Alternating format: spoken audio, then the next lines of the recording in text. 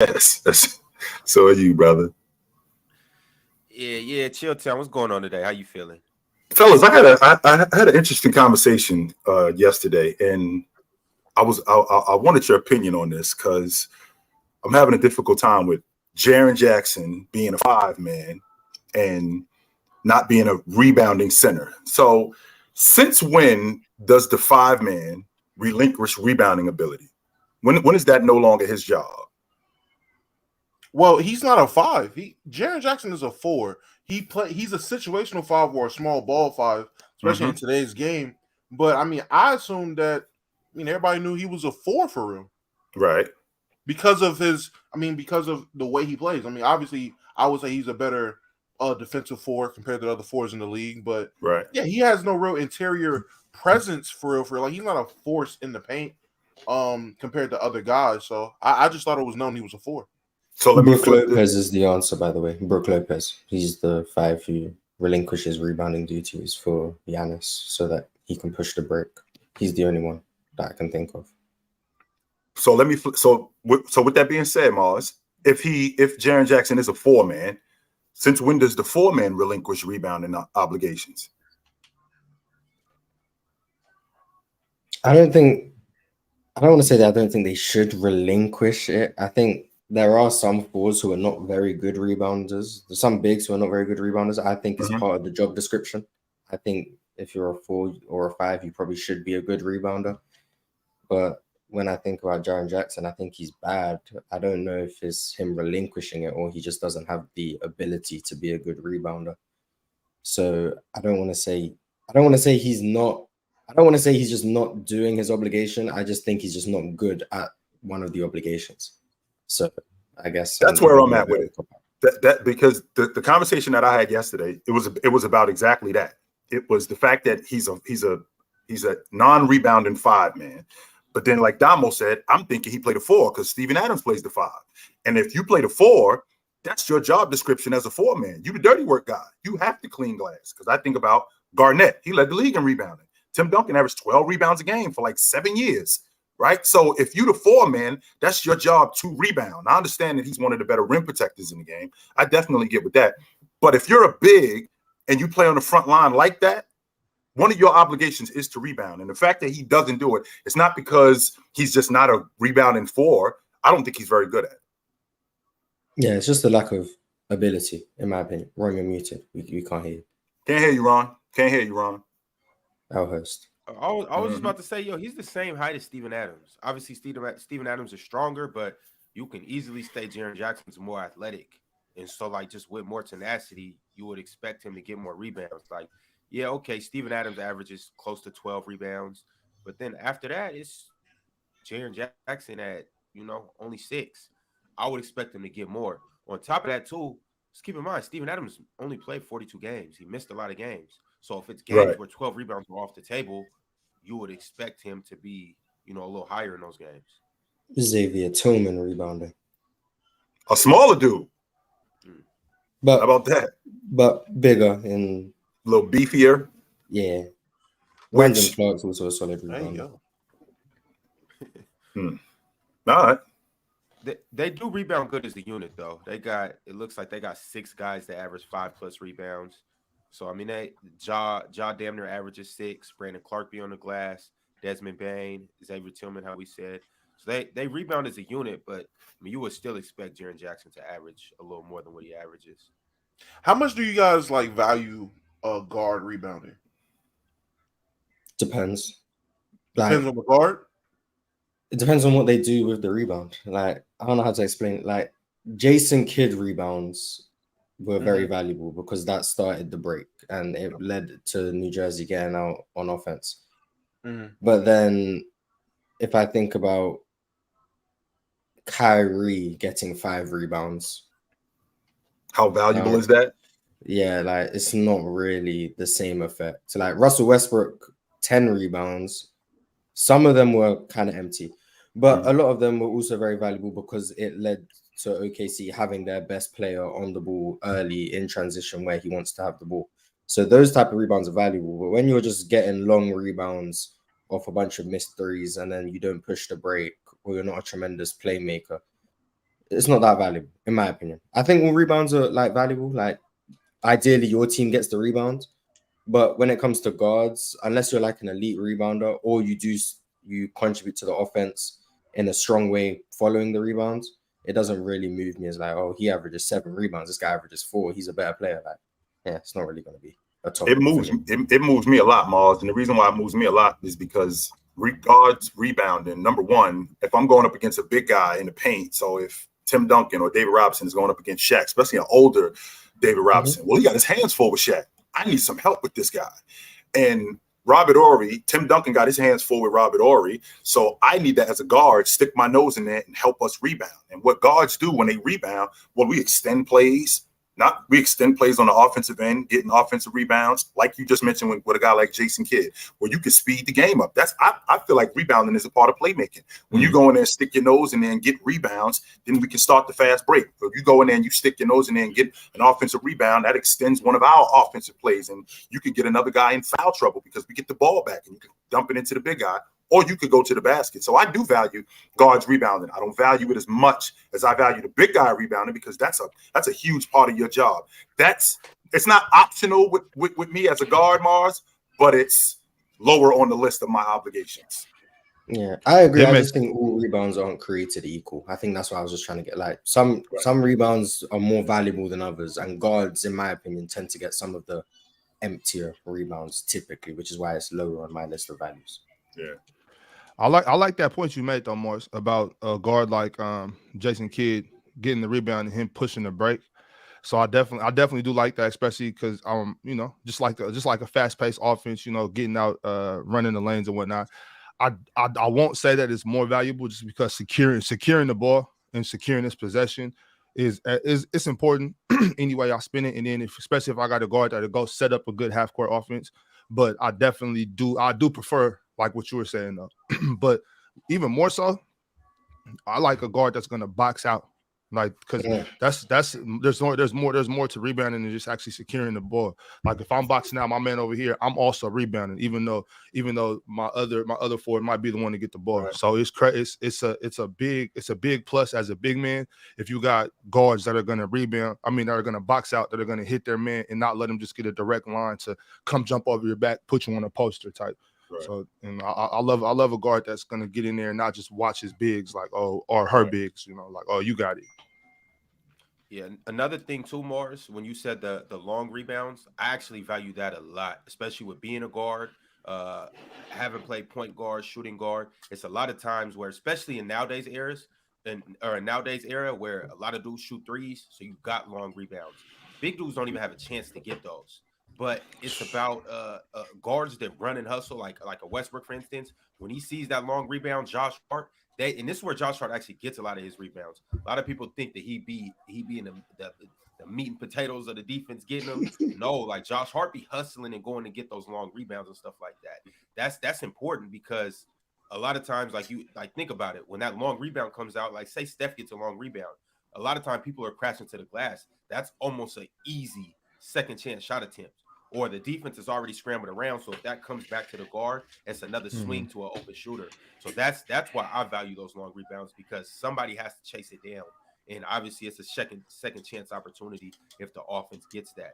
And you see that happen a lot. More than likely, a lot of times those second chance rebounds or offensive rebounds, they come from long rebounds that come out to the guards and stuff like that. Like bigs that get tip dunks and stuff like that, but it's more so from a long shot where the rebound was long and they got it out on the perimeter. Yeah, I've got tip dunked on more by like small forwards and shooting guards that are coming getting that long rebound. But even in the chat, it was just saying, like, it seems like even you got to deal with people being afraid of contact, like guards not wanting to get hit or something. That's all I'll be saying. We got to grow up and let your kids play multiple sports, so they'll be used to contact. Also, too, Mars, when you rebounding as a guard, you putting so much pressure on that other guard defensively. You putting so much more pressure on him. So a guy like Jason Kidd, well, if he's dealing with Russell Westbrook, who goes to the offensive glass, well, that's putting a lot more pressure on him to have to deal with Russell Westbrook because I got to go to, just like Jason Kidd go to the backboard, I got to go, I'm going to the backboard too. So he's got to block me out, as opposed to if he's playing against Kenny Anderson, who he knows Kenny Anderson is not going to rebound. Well, that gives me basically free reign to go in there and help my other guys. I don't really have to concern myself with the guy that I'm covering because I know he's not going to rebound. So that makes my job less difficult. Yeah, I think probably the biggest, like, I agree with everything, and I think guys like Jason Kidd and Russell Westbrook are like, I don't want to say the exceptions, but I think a majority of guards, and I think the biggest problem I think I've alluded to this before, is with there being more threes and more long distance shots, there are more long rebounds, and guards' rebound numbers are just going up like throughout the league.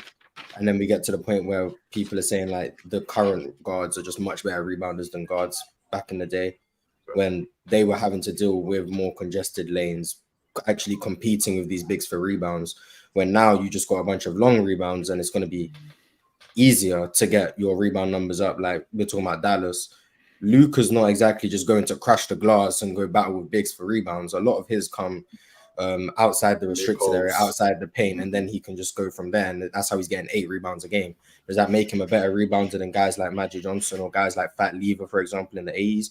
I don't think so, but the numbers might suggest it is, and that's why I think probably why I'm maybe lower on overall. Is Luka overrated rebounder?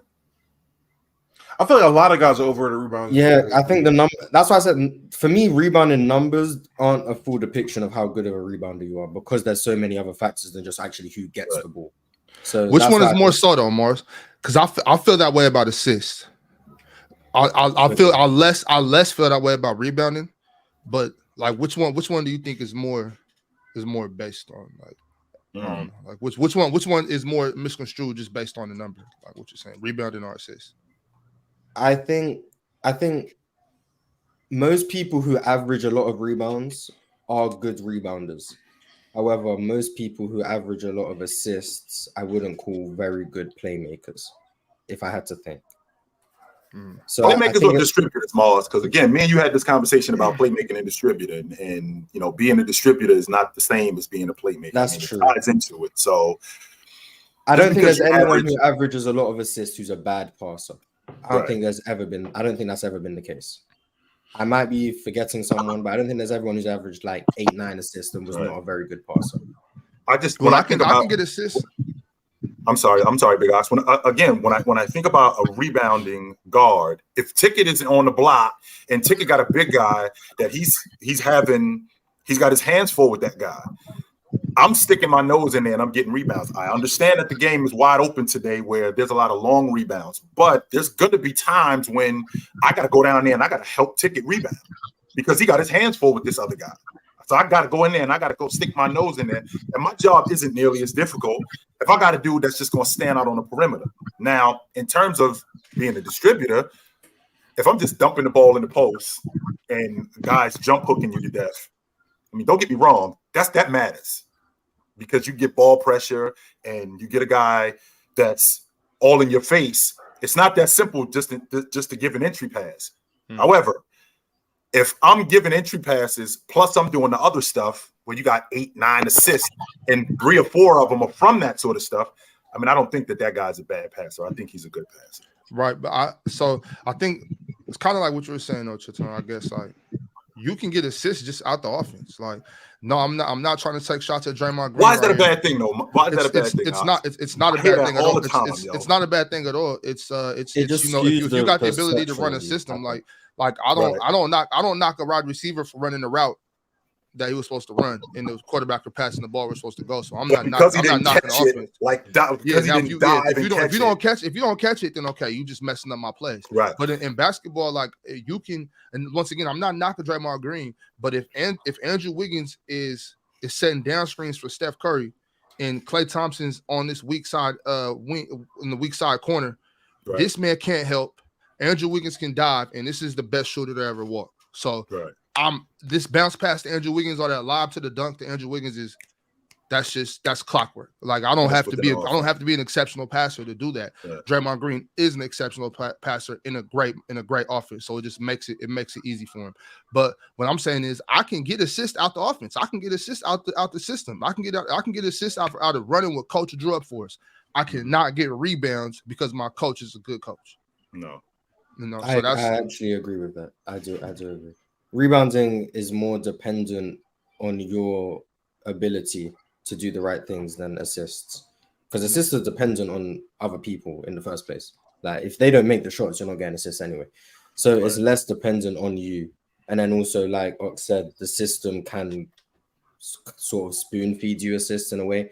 Now, do I think anyone can go into Draymond Green's role and get 8 assists a game, whatever he averages? No. Do I think they could at least get 5 assists a game? Probably.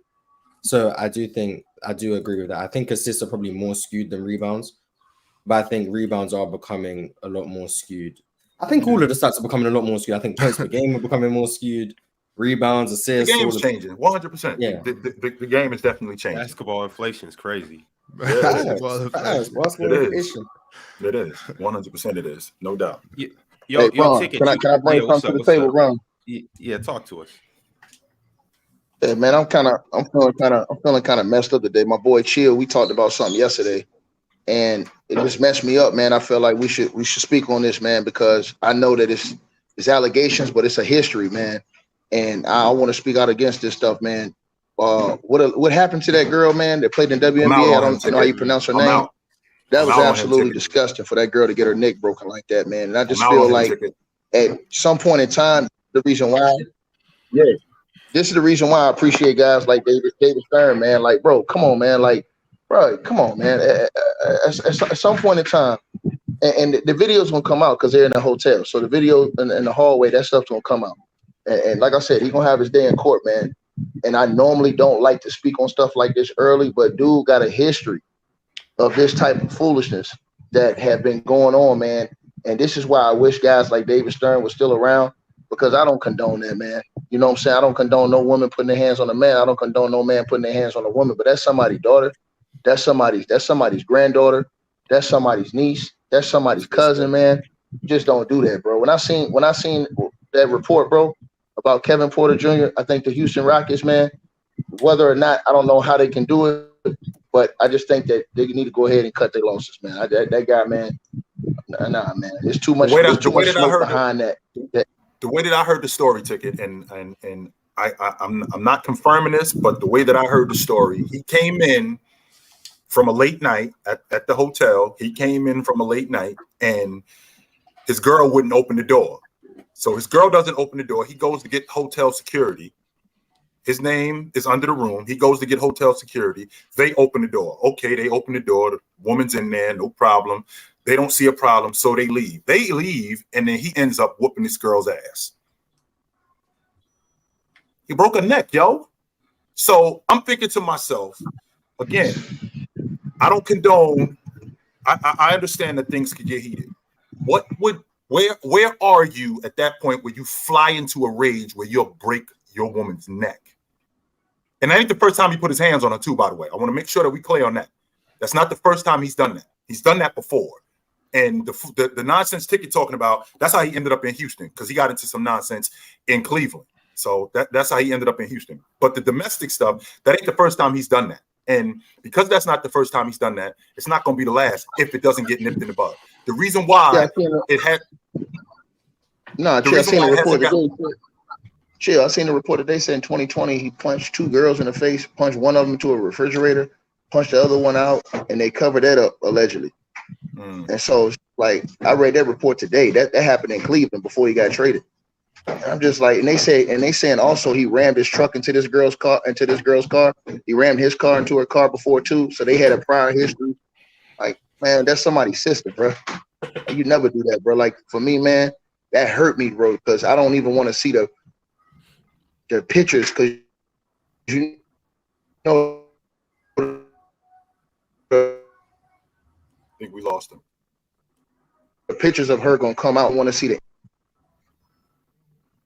I don't want to see it. Yo, Ticket, you cutting in and out. Yeah. Nah, my bad. I just said I didn't want to see the imagery of that, man. I didn't want to see the imagery of what her picture's gonna look like coming out, man. It's gonna be like, that's sad to me, man. They said the girl came out bloody in the hallway and stuff like that, and she barely escaped him. Man, he could have killed that girl, man, allegedly, man. I'm just like, man, the NBA got to do better with these type of situations, background histories, and all that stuff, man. Like, they got to do better with that, man. Word. Yeah, man, it's definitely a sensitive situation, and like obviously, like if you put a pinky on a female, it's a bad situation, but it just adds so much more to it when you like realize that a vertebrae in her neck is fractured. That's like it's egregious, man. It's egregious. I'm out on him, Ron. I'm out. I'm out on this Man. dude. I'm out. No matter. I mean, I know that there's still stuff that we need to find out about, but I'm out on him. I'm out. There's no getting around it. I mean, I know I'm out on everybody. I know everybody's throwing around the term alleged and want to be super PC about it. Well, I'm not PC. He's a piece of shit. Call it And what it is, Damo. there's nothing I need to find out or wait to come out or Right. need to hear. I'm When out. you talking about a woman it's been reported and everyone's seen her come out in the hallway bloody Right. with a broken fucking neck. There's no. What do I need to hear? What do we need? There's no alleged. What allegedly happened? What are we allegedly waiting for? I'm not trying to hear none of that shit. He's a piece of shit. Did she try to kill him and he was defending himself? No. Because there's no reports of him having any kind of markings on him. He Right. turned himself in. He looked perfectly fine. Not Right. black eye, not nothing. Like Right. there was nothing on him. So there's nothing. Good. There's nothing I need to hear. The courts I'm can out say on what they want. Everybody can say what they want. Me personally, I can give two shits about that man. Yeah, Genuinely. I'm out on him. You guys know how hard you have to hit somebody to crack a vertebrae in their neck? Not Man too or hard. When, woman? not too hard when you're as big as he is. He could have been. Shit is crazy when you that big, bro. Anything you do to her, bro. Ron, he almost choked the life out this chick, man. You could kill that girl. You know what I'm saying? He almost choked the life out of her. She had red marks around her neck because he almost choked the life out of her. I'm out on this dude, Joe. Keep in mind, I'm she's a out. WNBA player too. She big too. She's at least, I want to say, from what I remember or from what I know, she at least 6 foot. She's big. I'm out on this dude. So I'm it's straight. like, He's facing 3 to 15. but, He's facing 3.5. He's facing 3.5 to 15, yo. He's facing 3.5 to 15 in New York for strangulation. And strangulation charges, you can't get no probation on the They time. don't play. Nor can They you don't get. play in Nor New can York. you get less No, than a they year. don't. Yeah. He might mess it with his history, with just the history, alleged allegations against him in the past. He might mess around and get 5 to 10, and he won't get none suspended because again, they don't do no probation on strangulation charges, felony charges in New York. So yeah, his career might all the way be over. He might end up in, and I heard his father got killed or his father died. So I mean, I understand he probably had a hard life. Damn, dog, like. Chicken, I ain't never met my father, yo. I never seen that dude in my whole life. Never met him. You don't see me out here choking chicks? Hell no. Man. Hell no. Bad part is, chill, those people that was in the comment section on YouTube, like condoning it, saying that, oh, what did she do? Did she maybe she shouldn't have made him. I'm like, y'all dudes is crazy, bro. Like, you know what I'm saying, bro? Like, I never understand that, bro. I never understand that, bro. Like, even if you got, men and women have arguments over kids, arguments over personal stuff. Bro, if a woman start hitting you or something, just leave, bro. You ain't even got to, just walk out, just walk away. Yeah, y'all. Sticky situation. But we'll continue to keep it pushing. We got a lot of super chats to start the show. Appreciate y'all for coming through with these super chats. We're gonna go ahead and kick this off right now. All right, what's up, brother? Title of the show. Hey, Chill. How you doing, man? How you doing? Best duos in the NBA and biggest sleeper teams this season. Yeah, in case y'all didn't know, Pirates in the house. What's up, Pirates? You got anything you want to speak on? I mean, on that thing, I hate even talking about that stuff. I grew up around a lot of domestic violence, and basically any man who lays a hand on a woman should be buried below the prison. That's all I got to say on that. Suckers. Other than that, man, I've gotten like no sleep the last couple of days. I had to dust off my quantum mechanics books, my string theory books, trying to figure out how to build a fucking center in the new 2K. And I finally got it. Finally got it. Damo, this is the dude that we were sitting behind in math class. This dude right here. We were sitting behind him in math. I wasn't cheating off you, Pirate. I was just making sure. That's me, man. Spreadsheets all across the floor. But I got my 7'2" two-way diming interior force. Pirate, if you needed a big man build, man, you should have hit your boy Dom up. I got the sauce, bro. I guarantee my big man will eat your big man's lunch. I'll put any amount of money on it. You will get dropped off by my big man. Have you played yet? You hopped in the wreck? Yes, I played. PC Well, we're gonna have to 2K. trade names here. We're gonna have to trade usernames, and I don't play video games, so I don't really know. I don't really know the deal. we're gonna have to sort this out. We need PC 2K. We need to get it done. I'm telling you, I mathematically optimize my players to the greatest extent possible. Mathematically. By man. Yeah. Basketball? Is that what we're talking about? Yeah, complete basketball. Utter and complete 100% basketball. Big Ox gotta love that. W basketball. Pirate, so you got it all figured out?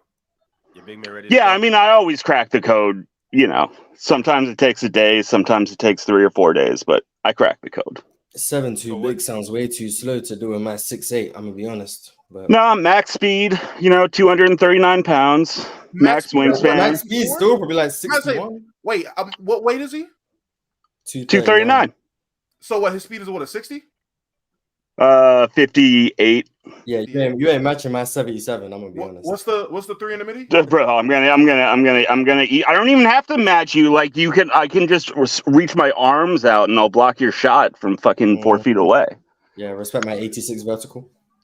86 inch vertical. What's happening right now? I have the best big man build. Anyone can find out. You absolutely don't. I've been playing big man since fucking double dribble.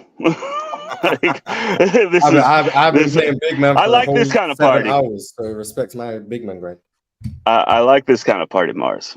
We're gonna have to lay some money on this. Mars, if you got a 6'8" big man, I already know. No, my big's actually 6'10". My big's actually 6'10". I'm about to say 6'8". That you gotta have a crazy guard. Bro, you can do 6'8". I did 6'7" like 3 or 4 years ago. I did a playmaking rim protector that was badass. It was actually kind of built off Draymond. It was a little Draymond build, but so you can dominate. You can dominate with any build if you know how to. No one's gonna talk about the double dribble reference. We're not even gonna talk. Way before my time. Speaking of which, Pirate, Alan R said, Pirate, be the Draymond Green to my Steph Curry. Okay.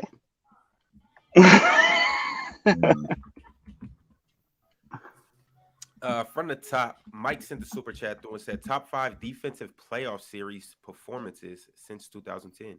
Top 5 since 2010. The Raptors against the Bucks is one. Dallas in 2011 in the NBA Finals against Miami. Mm-hmm.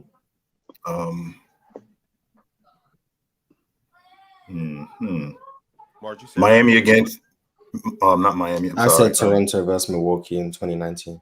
That's fair. How about the Lakers against Boston in the NBA Finals in 2010? Would it be since or would it be past 2010? We can include that. Yeah, we go ahead and throw it in. Mm-hmm.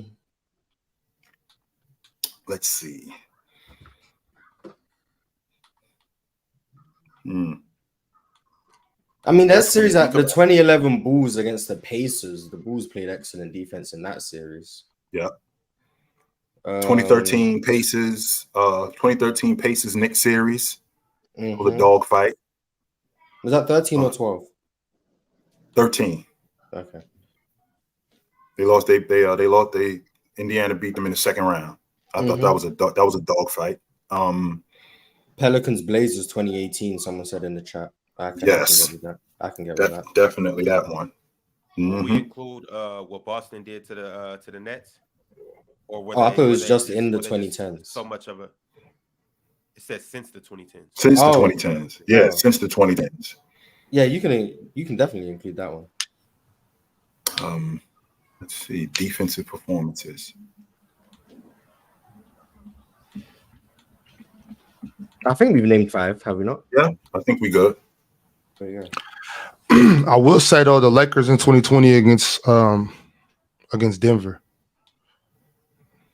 in the Lakers bubble. played Yeah. excellent defense against everyone. Like they played great defense against Houston as well. Yeah, they did. V Rose said, rank these four. Got Devin Booker, Ant-Man, Jamal Murray, and Donovan Mitchell. Booker, Donovan Mitchell, Anthony Edwards, Jamal Murray. Yeah, I would switch the last. So the Ant is closer to Donovan Booker Mitchell, and Mitchell Murray. Yeah, I wouldn't be mad at it. You got Ant over D Mitch. I wouldn't be mad at it. I'm gonna go Donovan Mitchell, but I'm not mad. I don't have Anthony over. I don't have Ant over Donovan Mitchell. I think that he passes him this. I think he could pass him this season, though. I can get with it. I do think he could pass him this season. Murray, D. Mitch, Booker, and Ant. Murray at the top. Now I know why you're saying that too, Ticket. And Ticket saying that because he got game. Not just because he got game, they won the NBA championship. But why would Booker be below Donovan? The team won the championship. Because Donovan Mitchell did more as a leader than Booker did. Booker didn't win until CP3 went over there. Donovan Mitchell led his own team to the Western Conference. Donovan Mitchell led his own team to the Western Conference Finals before. To the Western Conference Finals. Utah was never in the Western Conference Championship. They lost in the second round. Oh, they didn't play. Hold on, they didn't. Oh, my bad. They didn't play. I thought they played the Clippers in the Western Conference Finals. No, they lost to the Clippers in the second round. They lost to Phoenix. They lost. The Clippers lost to Phoenix. Well, my bad. He led them. He led them further than when Devin Booker led his team, because Devin Booker wasn't winning until Chris Paul went over there. That's when they went to the finals. So before then, Devin Booker wasn't even getting to the playoffs. I haven't seen Devin Booker just lead a team. You know what I'm saying? Until he got substantial help, like Chris Paul. What team? You know? Jamal Murray gets?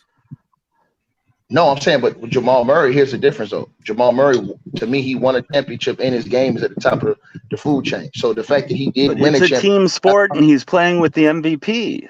I mean, Devin Booker got to the finals, and his game is. Here's the difference, though. Let me tell y'all the difference. The difference is this: you say Jokic was a two-time MVP, but what did Jokic do when Jamal Murray was out? Was winning the MVP. Win MVP. No, I didn't say that. He lost to Devin Booker in the playoffs. Right, no, I'm saying, right, with CP3, right? He was a first-round exit, second-round exit. Mm-hmm. He was a first-round exit, second-round exit without first-round exit, second-round exit without Murray. Jamal Murray. Murray. The time Murray was there, the first time Western Conference Finals, they played the Lakers, and then NBA championship immediately off the injury. So it shows you Murray's impact. Then you look at a guy like I said, you look at a guy like. He lost around two. Well, I'm talking about before he got hurt, right? The year before when they played the Lakers, Western Conference Finals, and that's before Jokic became into MVP conversation. So when Jokic became into MVP and when he became into like the upper echelon is what I'm talking about. Jokic wasn't that at the time you're talking about, Mars. But like I said. To be fair. But Ticket. So yeah, I mean that can be a point that like Jokic needs a productive guard to play with him. But like, do you think Booker wouldn't be able if you substituted Booker for Murray? Do you not think that Booker would be able to match or exceed what Murray gives? Does Denver not win a championship if Devin Booker's on the team? Yeah, if it's Jokic and Booker. I'll tell you why I don't think so. The reason why I don't think they would have won a championship with Devin Booker on the team, I don't think Devin Booker is cut from the same stuff that Murray's cut from. I've seen Devin Booker fold under certain circumstances. I've seen Devin Booker get in game sevens when it's all on the wood and go and have a single digit game like him and Chris Paul did against the Mavs. I've seen Devin Booker fold in huge situations before, like in the NBA Finals when you're up 2-0 and it's time to close a deal and you can't close that deal against a team that had a hurt Giannis Antetokounmpo. So yes, I trust a guy like Jamal Murray. I think his killer instinct, along with his skill set, along with his ability to play off Jokic, is better, and I think he would have been able to achieve more. If I see more from Book, then that's different. But I've seen Booker fold under the biggest circumstances before. When I seen him fold the way he did at home against the Dallas Mavericks, I've never seen Jamal Murray, you know what I'm saying, when he was in his prime, fold like that. I never seen Murray fold like that. Not like that. At home, in game 7, and you and Chris Paul both can't score. And then not only that, you are up 2-0 in the finals. Giannis is hurt. You're supposed to walk that home. All you need is 2 games. You was already up 2-0. You're supposed to walk that home. He couldn't even get that home. So, like I said, yeah, that's how I feel. That's how I feel about it, man. Fair enough. Ticket, I hear you, but Book is him. And especially like Book is him. Yeah. And if I had any doubts, which I didn't, but if anybody had any doubts, what he did in these past playoffs was nothing short of incredible. Well, Ron, he still had KD, right? You still see this is the thing. You're not taking. You still but I'm saying you still adding those. But no, I'm saying you still adding those greats on. Okay, let me give you an example, Ron. You think if you replace him with Russell Westbrook on the Clippers, without Kawhi, without Paul George, do you think he beats a team that is good as Phoenix was supposed to be? Do you think he wins that series? I think they have a better chance. I think with Devin Booker as their number one, and your job is just to go out there and just get buckets. Yeah. They don't need that No, Booker saying, run. They got Norman Powell. Respect Norman Powell. Devin Booker and Norman Powell is a better duo than Russell Westbrook and Norman Powell. I think you underselling Book too, man. You keep bringing that up. That Phoenix, they didn't win it. They didn't. Chill. I think you underselling Book. He didn't win. Well, he didn't win a championship. He could not get to the playoffs without CP3. That's not. Here's the problem with that ticket. That Suns team was terrible, though. Well, not only were they terrible, Mars, they were actually much better. So the year that they missed the playoffs in 20, they were one game out from the 8th spot of making the playoffs. And the year before, games that year because of and not only did he miss 25 games, Mars, yes, they was ticket. Just so you know, 8 games. You talking about the bubble year? The 8th seed. The 8th seed they won. wasn't. Ticket. Go back and do your homework. The Portland Trailblazers won 35 games that year. They were the 8th seed. Phoenix won 34 games. That was because of the play-in style. I ain't talking about that. Even still, they were still only, even though they were only one game. And the year before that, ticket, they improved that year in 1920. They improved 15 games from the year before that. So they were close. Man, I think that the 20. Let's say that COVID doesn't happen in the next year. I think they make the playoffs the next year. Nah, man, they had the same guys. So you saying the same guys you saying was trash. Now all of a sudden make the playoffs. The same dudes y'all said was trash. The team was trash the first couple of years. You could see when Ayton got there, and then Ayton was beginning to. They got better. The team was getting better. The reason in my opinion, the reason they didn't make the playoffs in 1920 is because Ayton missed 25 games at the beginning of the season because he had the PED thing. Oh, yeah, that's right. And that's why the team started slow, and then everyone was back for the bubble. And later on in the season, they go on an 8-game streak. They missed the playoffs by 1 game. Everyone could see the Suns were coming next season. Everyone expected them to be a 7-8 seed in the next year. They get Chris Paul. Now they're one of the best teams in the West, and we're going to say it's because of Chris Paul that they were this good. Do I think they would have got the finals without Chris Paul? No. I think they could have been a playoff. I just say this, Bars. I think he's the biggest front runner in the NBA outside of what KD used to be. I think he's the biggest front runner in the NBA. Yes, because I don't think that he can go lead his own team and do it. I don't think he can do what Donovan Mitchell did in Utah. I don't think he can do it. I don't think he can do that. I don't think he has it. I'm not saying he don't got the skills. I don't think he has it in that chest. That's what I'm questioning. So you don't think he's tough enough? If you give Devin Booker a top 5 defense, he gets his team to the I seen him do cry about getting double teamed, Chilltown. Come on, man. Like I seen him cry literally about getting double teamed in a pickup game. That was some such. Double teams too, though. That's a fact. Now that's a fact. That's a fact. Well, there was a reason. I saw him struggle with double teams against Dallas, but. That's a fact too, Mars. That's 3 facts back to back. Y'all spinning right now. If you give Devin Booker a top 5 defense like Donovan Mitchell had in Utah, I think he makes the playoffs. Defense in the league that year. I think he makes the playoffs. Me personally. Mars, take it a step further. If you give him a team like Donovan Mitchell had last year with Evan Mobley, they get out the first round. I'm certain they beat the Knicks. It's gonna get nasty today. So y'all gonna sit up here and say that y'all think Devin Booker got killer instinct. That's what we saying today. Yesterday, y'all waited to buy the lead to run that cap on the Sacramento Queens. Y'all waited to buy the lead to run that cap on the Sacramento Queens. And now today, the narrative is Devin Booker's his killer on the basketball court. Okay. Wait a minute. This is what we're not doing, Ticket. We're not just gonna go off what we saw in Game 7 where they lost by 40 at home. Because I think that's what you're going off of. I think that's. I'm also going off when you in the finals. You up 2-0 in the finals and you get smoked. Right. and Giannis was hurt. I'm talking about where's the killer instinct when you up 2-0 in the NBA Finals with home court advantage and you get smoked, and Giannis was hurt. There was a number of different things that happened in that series. Does It Jimmy wasn't Butler just have Devin killer Booker. instinct? Say what? Does Jimmy Butler have killer instinct now? Hell no.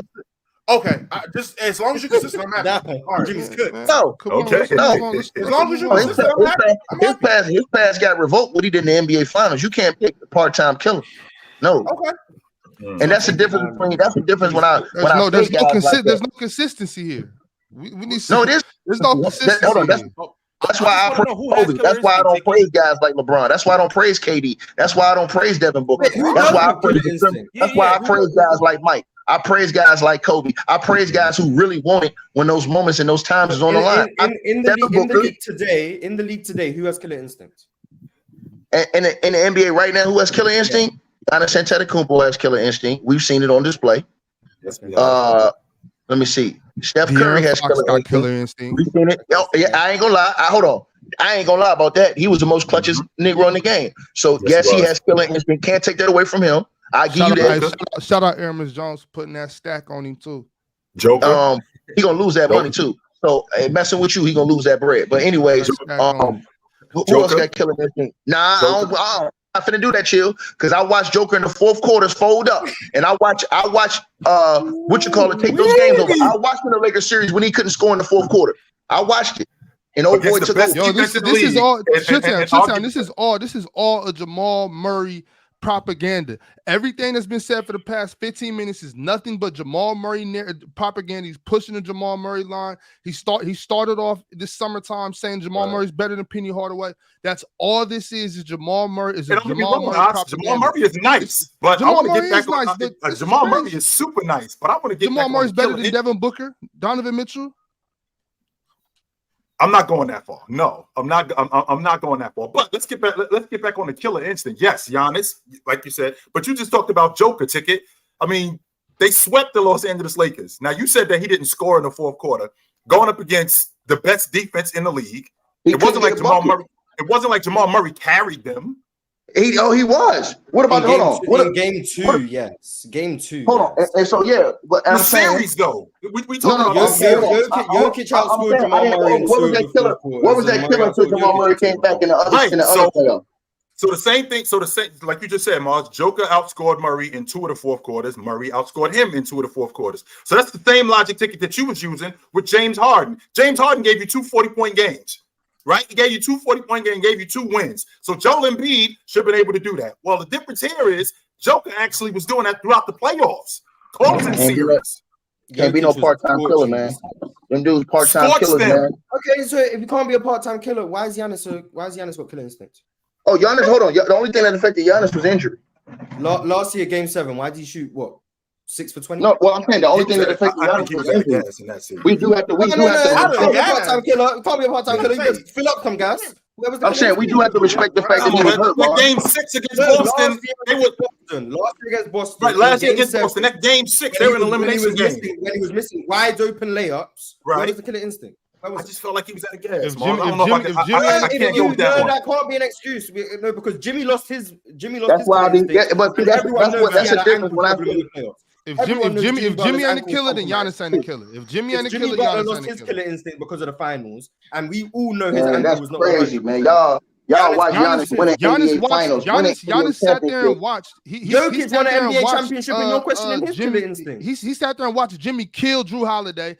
Didn't lift a finger to try to save his man. Left him on an island. Fed him to sharks. And just watch. Ain't no killer gonna watch his man get eaten alive by some. Let me ask you a question. I think Giannis is a killer. I'm saying if Jokic isn't a killer, Giannis isn't a killer. Respect Bob. You play basketball, Bob. You play basketball, so you should know better than this. When you playing at that level, and you suffer the type of injury that Giannis suffered. Sit your ass down. Paul George suffered the same injury and missed the whole playoffs.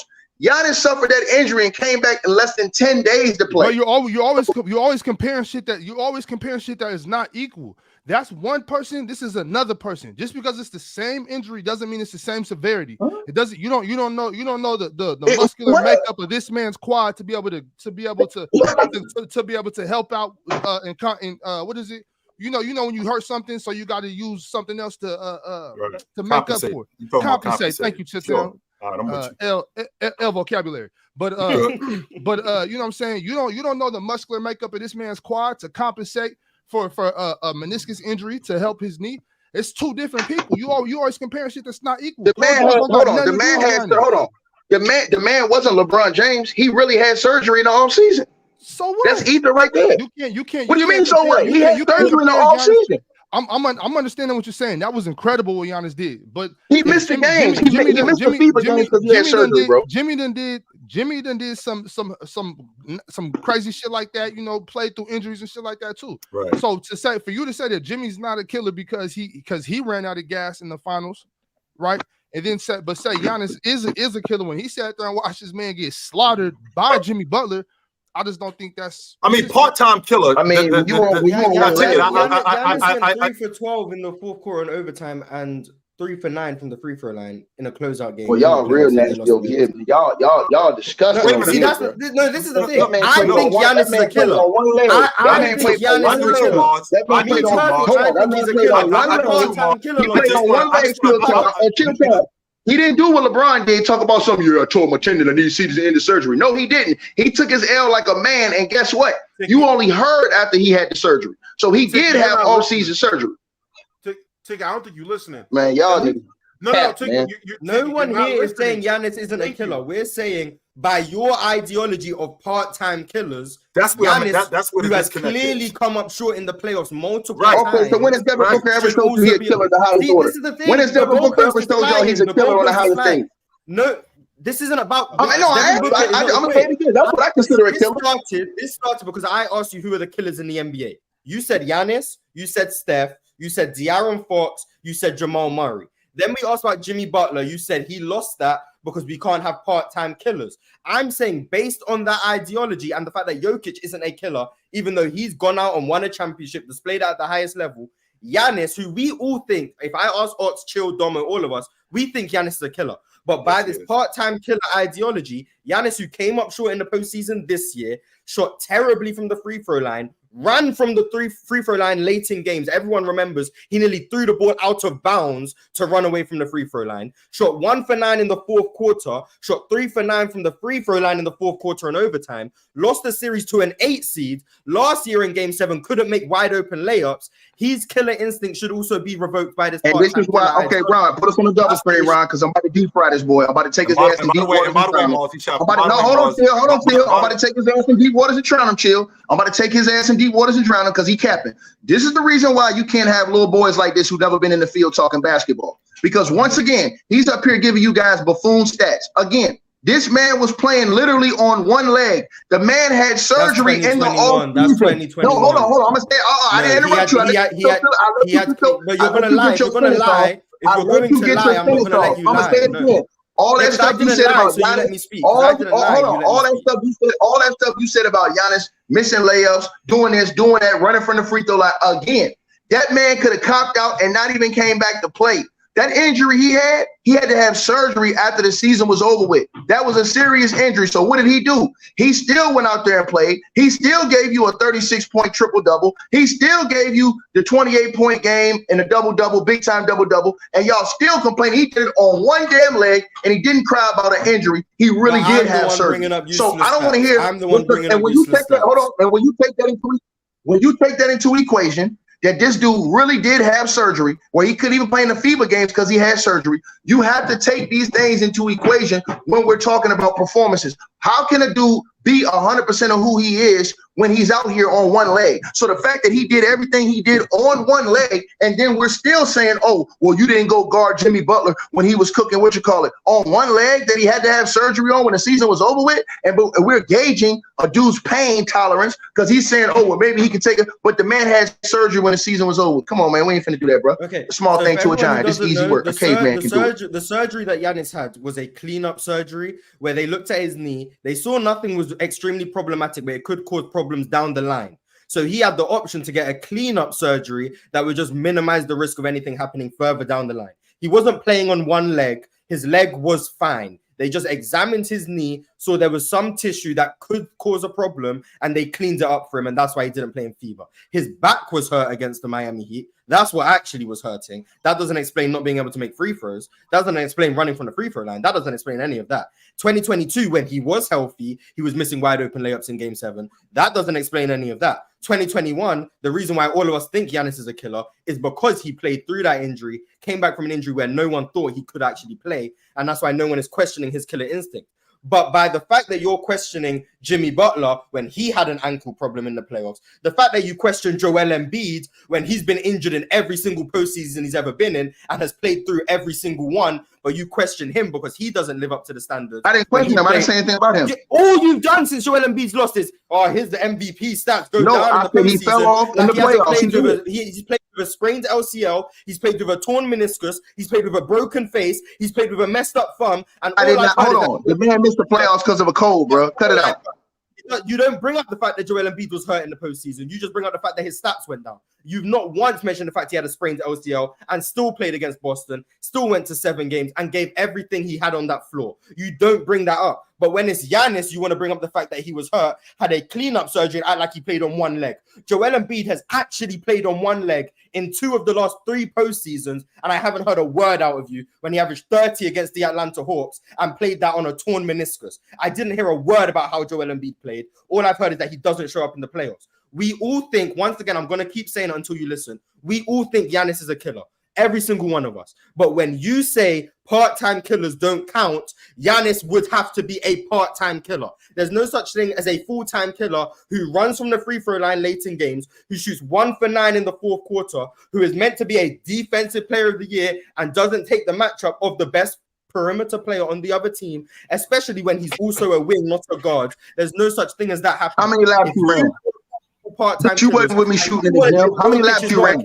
How many suicides you done? Look, and how you many want to shots? say you're, and you want to say times you been out Jokic there on the is field not got a killer elbowed in the because in 4 face? quarters, How many injuries have you got? How many injuries have you got during the season? How many injuries have you gotten during the season that could have ended your career? How many injuries you got in the season that could have ended your season? How many push-ups you ever did? That boy good. How many sit-ups you ever did? That boy good. That boy good. I want you to stand out. It's easy to sit behind a computer your whole life. It's easy to sit behind a computer your whole little punk ass life. You're getting cooked, and now you have to been out the field, boy. You ain't never been out the field, boy. You never been out the field, boy. Like I said, you know out the field, and you gonna talk different, boy. Get out there in the field, you gonna talk different. You don't know nothing about basketball, and the real G's are laugh at you, boy. The real G's are laugh at you, boy. Real pro basketball players laugh at talk like you. You never been out there in the field. You never been out there in the field, but you talk like that. You heard what I said. You heard what I said, boy. You heard what I said. You can't run 5 laps right now if I ask you. You can't run 5 suicides right now if I ask you. Yeah, you a computer geek. That's it. You a computer nerd, and that's it. That's all you are. Look, Hey, Ron, come on, man. What are you doing? Don't put him out. Let him cook. Don't put him out. Let him cook. Don't put him out. I don't Wait, want you doing. Why do you Don't time put him out out. Mars? Yelling over each other. Get timed out. Look. Yeah, why you timing out Mars? Y'all relax. Y'all stop yelling over each other. All right, Let each other time them talk. both out. That's, all right, that's fair. When you go back and listen to it on YouTube, all you hear is rah, rah, rah, rah, rah. Y'all, That's true. have a civilized debate. If you get shot and run at the cops, Let him cook, man. Let Ron. Let him cook, man. Everybody, they love it. Let him cook. Hey, Ron. Let him cook, Ron. Let us cook. That man talking his talk. Hey, Ron. That man talking his talk, Ron. But my whole point is this. It's easy for him to say stuff when he ain't never felt it and never been out there in no moments. When you've been in this your whole life, and like dude in the chat room said, oh, ticket, like mofos like tickets be talking. Nigga, I've been doing this shit my whole life. Guys like Chilltown, we grew up doing this our whole life. You can't tell us a difference from being behind a computer to actually being out there on the court. It's easy for us to talk about a mofo who really did have injuries versus a nigga who missed a game because of cold. Joel Embiid missed a playoff game, and that's why I came off him, because he had a tummy ache, nigga. When the series was on the line. Chilltown, remember that? That wasn't no injury. He missed it because he had a tummy ache, and they end up losing that series because they lost that game. So like I said before, when you're dealing with a guy like Giannis, who been through the grind, who really went through injuries, who's came back multiple times, even though they lost, and tried to fight through the injuries, when we saw him playing against Miami when he was younger, when he had the ankle injury and came through. Well, if you ain't never been through that and they ain't never felt that, you can't talk about this and talk about that. Like I said, that's why I hate arguing with dudes who ain't never been out in the field, bro, because they don't understand how it goes, period. Yo, Mars, are you gonna drop a recipe book with what you just cooked? Because that shit was crazy. What, you gonna eat all of it? You gonna eat the whole plate? I know. I'm gonna You get gonna take seconds the whole and plate. thirds. I'm gonna get seconds and thirds. You gonna take the whole plate? I already know. By the way, Embiid did not miss a game against the Toronto Raptors. He played all 7 games, even with his tummy ache. He played every single game. So That boy good. Yeah, that's once again a lie. But I want to ask. Hold on. Embiid never missed a game in the playoffs due to he had a cold head. He had the sick game, and he missed it because the only series in which they were talking about his tummy ache was against Toronto. He played every single game. He just didn't play very well. But I want to ask. So you talk about you've been on the court, you see, you understand, blah blah blah. Is that different to like if someone was like an NFL player? Could they talk about what it's like to go through injuries in basketball, or do you have to be a basketball player to understand it? No, because it's a different type of situation. Meaning this, for example, so only basketball players can understand. Hold on. Let me say this, Mars. Let me give you one example. I'm gonna answer your question. Mm-hmm. I talked to Dub about this yesterday, and I told Dub this. He'll tell you. I can't sit up here from a computer and tell Dub. Dub is a wrestler. He's been a wrestler in his life. I can do all the study and analyzing I want. I can't sit up here and tell Dub how he gonna feel going through these certain situations. I can't tell him that. I can't tell Dub that. I can't tell Dub that. You understand what I'm saying? I gotta keep it 100, bro. I gotta say, you know what, Dub? You've been out there in the field. It's certain things that you experience that you know that I can't talk about. But only on YouTube, only in this little cyber world, do we praise dudes who've never been in these type of situations that'll tell dudes. So we'll sit out here and listen to guys like Brian Windhorst, who will sit at a buffet all day long. Hold on. Listen what I'm saying. So hold on. I'm saying this. If you ain't never had a severe injury before and had to go do the rehab and had to go play through it, don't nobody want to hear that. Don't nobody want to hear, that, because I have been in situations where I have damn near tore my knee out and still had to go play. I have been in situations where I had pulled my groin extremely to the point where it was almost torn, where I could barely walk and you had to play through it. You don't understand how that feels. So when you say this stuff about, he gave the ball up, maybe he gave the ball up because he could barely even feel like he was trying to walk to even get to the free throw line and concentrate to shoot a free throw because all the pain he was going through. So all I'm saying is that when you go through those situations, you have a different respect for that. When you do what we do every day, when you get on that line and you run them suicides like me and Chilltown and these guys did and Bobby and them guys did, goddamn, for 20, 30 years, when you do that shit your whole life, you have a different understanding of appreciation, bro. When you out there being pushed and when you out there having to carry a team sometimes, like Giannis has had to do because the other teammates wasn't hitting shots, trying to go get 30 points, 10, 15 rebounds, 11, 12 assists. That's not easy to do. These dudes ain't robots. This ain't NBA 2K13. So all I'm saying to you is that I praise a guy like Giannis because I seen him accomplish it and do it on the highest level. That's why I say he's a true killer. If you listen to what I say about true killers, these are guys who have done it and accomplished it on the highest level. That's why I praise Jamal Murray. That's why I praise guys like Kobe Bryant. That's why I praise guys like Michael Jeffrey Jordan. That's why I praise Larry Joe Bird, because they were true killers when in the biggest moments they delivered. Guys that you talking about on here, they haven't. They always found a reason to fold or succumb under the circumstances. I've seen Isaiah Thomas achieve things under the highest level. So like I said before, these are the guys who are the real killers in the game. So like I said, man, unless you've been out there in the field, it's some shit you never understand, bro. You would never understand. Yeah, that's fine. You've never played an NBA playoff game, but here we are talking about NBA players in the playoffs. So you also can't. But I grew up and played with NBA players my whole life. And that's all. And me personally, I don't need to talk about my history in sports. Anyone who knows me knows I've played football at a very high level. I've played football overseas. I've played in Spain. I've gone through injuries. I've gone through rehab. I actually had surgery on my feet 2 days ago, and I'm still on this show because of stuff I've gone through during football. I know what it's like going through injuries in sports. I know what it's like playing against professionals. I know what it's like playing at the highest level. I know what it's like playing overseas. I know what it's like in all these environments. I know. I just don't need to say those things because I let my words do the talking. I don't need to be like, believe me because I've been through this and that. No. What I say, if you believe what I say, is based on the stuff that I'm actually saying, not because of where I've been and what I've done. That's why I don't point to the stuff I've gone through in the history of sports. No one knows my age. No one knows where I've played. No one knows anything other than the people that know me. Let me ask you a question. So is Draymond wrong? Mark, I knew he was 30. I knew he was 30. I don't need to point to any of these things because what people want to listen to is what I say, not because of who I am, but because of what I actually say. That's why I don't point to those things. Is Draymond wrong when he slams media members and people who talk shit and never been through what he's been through? Is he wrong?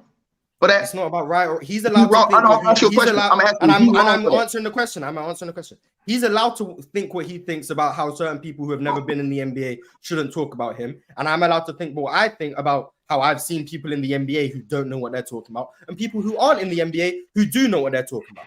I think, like I've just said. But how can you tell somebody who played in the league they don't know what they're talking about? How can you tell somebody who actually did it they don't know? Because they say stupid things, and this is why I just. Well, no. But how does it make it stupid? Because you've never been there. How does it make it stupid? And once again, if you have a bunch of buffoons in the comment section to say bars, this is why I don't point to my credentials. Because if people will listen to me simply because of where I've been and what I've done, not because of the actual things I'm saying, I don't want that to be the case. That's why I've never. People listen. The reason why people respect you. That's why I've never spoken about anything I've gone through when it comes to sports. Because there's a bunch of niggas who failed in life and be like, "Oh, I agree with Mars because he's played sports at this high of a level." I want people to agree with me because what I'm saying actually makes sense. NBA players say the most dumb things all the time, and people will listen to them because they played in the league. I don't want that to be the case with me. So what I do is I just say, "Oh, I've never played sports a day in my life." I'm still. So we have computer nerds saying that NBA players don't know what they talk about. Call me a computer nerd. I've heard. We get computer ticket. NBA players they don't have. They saying stupid stuff. Anthony Edwards said KD is the greatest player to ever exist. Explain to me how we should listen to you over him. I'm gonna tell you why. Hold on. Let me explain it to you right now. And I'm gonna tell you why he was being real in what he said. He was being real in what he said because Anthony Edwards is how old, sir? 21. So that's who he saw. So Anthony Edwards is only talking about who he saw. I learned. I used to look at the younger players and say, what are they talking about? And when I hold on, Mars. Explain how he thought about it, I looked at it and said, hold on one second. Hold on. Because everybody doesn't see things through the lenses as guys like you who don't play. Guys who really out there in the court. He really out there in the field. He really had to guard both of these guys. He really got to play against both of these guys. He really grew up and watched both of those guys. So when you have younger guys that say younger guys are the greatest players they ever seen, I stopped thinking that was a problem because when I used my mind and thought about it, I said, well, those are the guys they watched growing up. The same way that Dr. J has a whole different top 5 list than guys like guys like Kobe and those guys, and then other guys like LeBron and these guys, because he watched other guys growing up. You're proving my point. You're literally saying you listen to him because he's in the league, not because of what he's actually saying. But because he's in the league, you give his opinion more credibility than someone who's not. No matter how dumb what he actually says is. Yeah, but because I'm never going to try to take away the credibility. Because he's been I'm through never it all going of a sudden, no matter how dumb the thing he says is perfectly fine. Me personally, if someone says something dumb, I don't care if they're the biggest genius in the world or they're the biggest idiot. If you say something dumb, I'm going to call what you said dumb. If you say something smart, I don't care if you're no, but I'm saying, what makes it dumb? Or you've never played basketball in your life. I'm going to listen to what's smart makes it dumb, and what's not smart, regardless of who it comes from. I don't care who says what. If it's smart, what makes it dumb? Hold on. What makes it dumb? Because you said it. Who made the rules that make it dumb? Because you said it. Because you said so. An NBA player, what he said is dumb. Because you said so. Everyone on the planet knows that Kevin Durant is not the best basketball player to ever exist. That's what. Everyone. You're not hearing me. I'm not. You're not. See, this is the point. This is a disconnect. Kevin Durant's who he saw. He saw LeBron James. LeBron James. Hold on. Listen. If you ask, hold on. If you ask Dr. J who's his top 5, he might not even have Mike in his top 5 because Dr. J grew up in a different era watching different players. Chilltown know what I'm talking about. So then if you ask Kobe Bryant who's his top 5, his top 5, that means his opinion isn't based on him playing the game. That's based on him being a fan. Hold on, but you're not hearing me. Hold on. His opinion is based on, hold on, Mars. Hold on 1 second, Mars. His opinion is based off his reality, what he saw.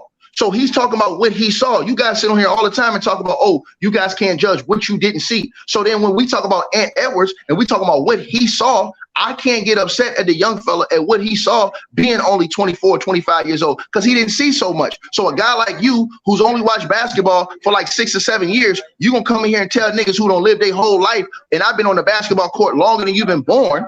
Pretty much. I've been on a basketball court longer than your ass. When you wasn't even a thought of being a seed, I was on the basketball court putting in work. You gonna come on here all of a sudden and flip the game and tell niggas who gave blood, sweat, tears, and ain't life to this shit. You understand what I'm saying? What is right and what is wrong in the game of basketball? That shit ain't never gonna happen. We gonna stand on business every single time. What you just said was Dr. J's. No, we don't. What you said was Dr. J's top 5 is based on things he saw. No, we don't. What you said was Dr. J's top 5.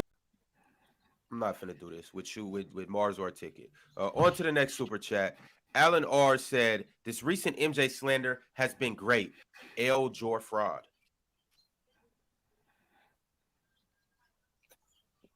I saw a post today about it might be fraudulent that because LeBron James had his head above the rim and he was looking down at the goal, that there's no documented evidence that Jordan could jump that high because he didn't have his head above the goal. Now, me being as old as I am, I was around when Jordan had hair and he called him Air Jordan. So the one thing even with all the questions that's going on, the one thing I will never question is Jordan's hops. Ever will I question Jordan's hops. Add that to the fact that LeBron James is 6'9". Jay only 6'6". So it's going to look a little bit different with LeBron James than it is with Michael Jordan because he's bigger. Jay's hops, on the other hand, nah, I'm never questioning Jay's hops, ever. Zubair Zuzu said, what do you guys think about Giannis training with Hakeem, and what do you think he could learn from him? Better footwork. That's what I'm looking forward to the most. Better footwork. That's what it is. That's what it's going to be. Better footwork, Ron. Better footwork and more confidence. Olajuwon's gonna get Giannis out of his own head. Didn't Dwight Howard spend like a whole summer with Hakeem once? And I think it was something like I think he did. I think that was in like 2010, something like that. I want to say too. I think it was the summer of 2010. And just so you know, Pirate, that next year, I thought he should have won the league MVP.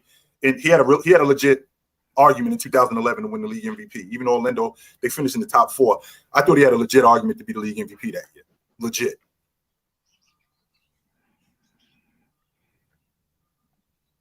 Cheese with the super chat said, if it wasn't for low management, what players today can play 82 games? Hey, Ron, I want you to do one thing because I see everybody in the chat room talking about L Ron, L ticket, whatever. I want you to do one thing. Put a poll up there and ask the crowd how many people in this crowd play professional basketball. Because, see, I'm going to show you something. I'm going to show y'all something. A lot of the people that's the audience will believe stuff Mars say because a lot of y'all never played no basketball beyond high school, beyond middle school. So you guys have a different opinion. You guys will look at guys like Mars. You look at guys like Skip Bayless. You look at these guys who ain't never did that shit and praise what they say when them dudes ain't never achieved that on no real high level. And I've always said, I feel like we should respect what Mars and them bring to the table. But when them cats, start being condescending and acting like when dudes really went through this, they whole life. I've been through this shit my whole life. I've been playing basketball longer than Mars been born. So he ain't finna come in here and tell me that, NBA players can be wrong and say this wrong. No, they've been out there. That's their field. They've been out there in the field. Just like I told Mars, I got to keep the same energy. We moving on, bro. Y'all disagreed. It was what it was. We on to the next topic. Y'all think any players can play 82 games? Looney did play 82 games. Anthony Edwards, Mikal Bridges, DeMontis Sabonis. Book got hurt last year. Let's see. I mean, I think probably more guys than not could. Yes. Yeah. And you know what, Pirate? You know what? I wanted to ask y'all this because I know we were always worried. We were saying about Vic, about Wembanyama, like, he got that frame, he might get hurt.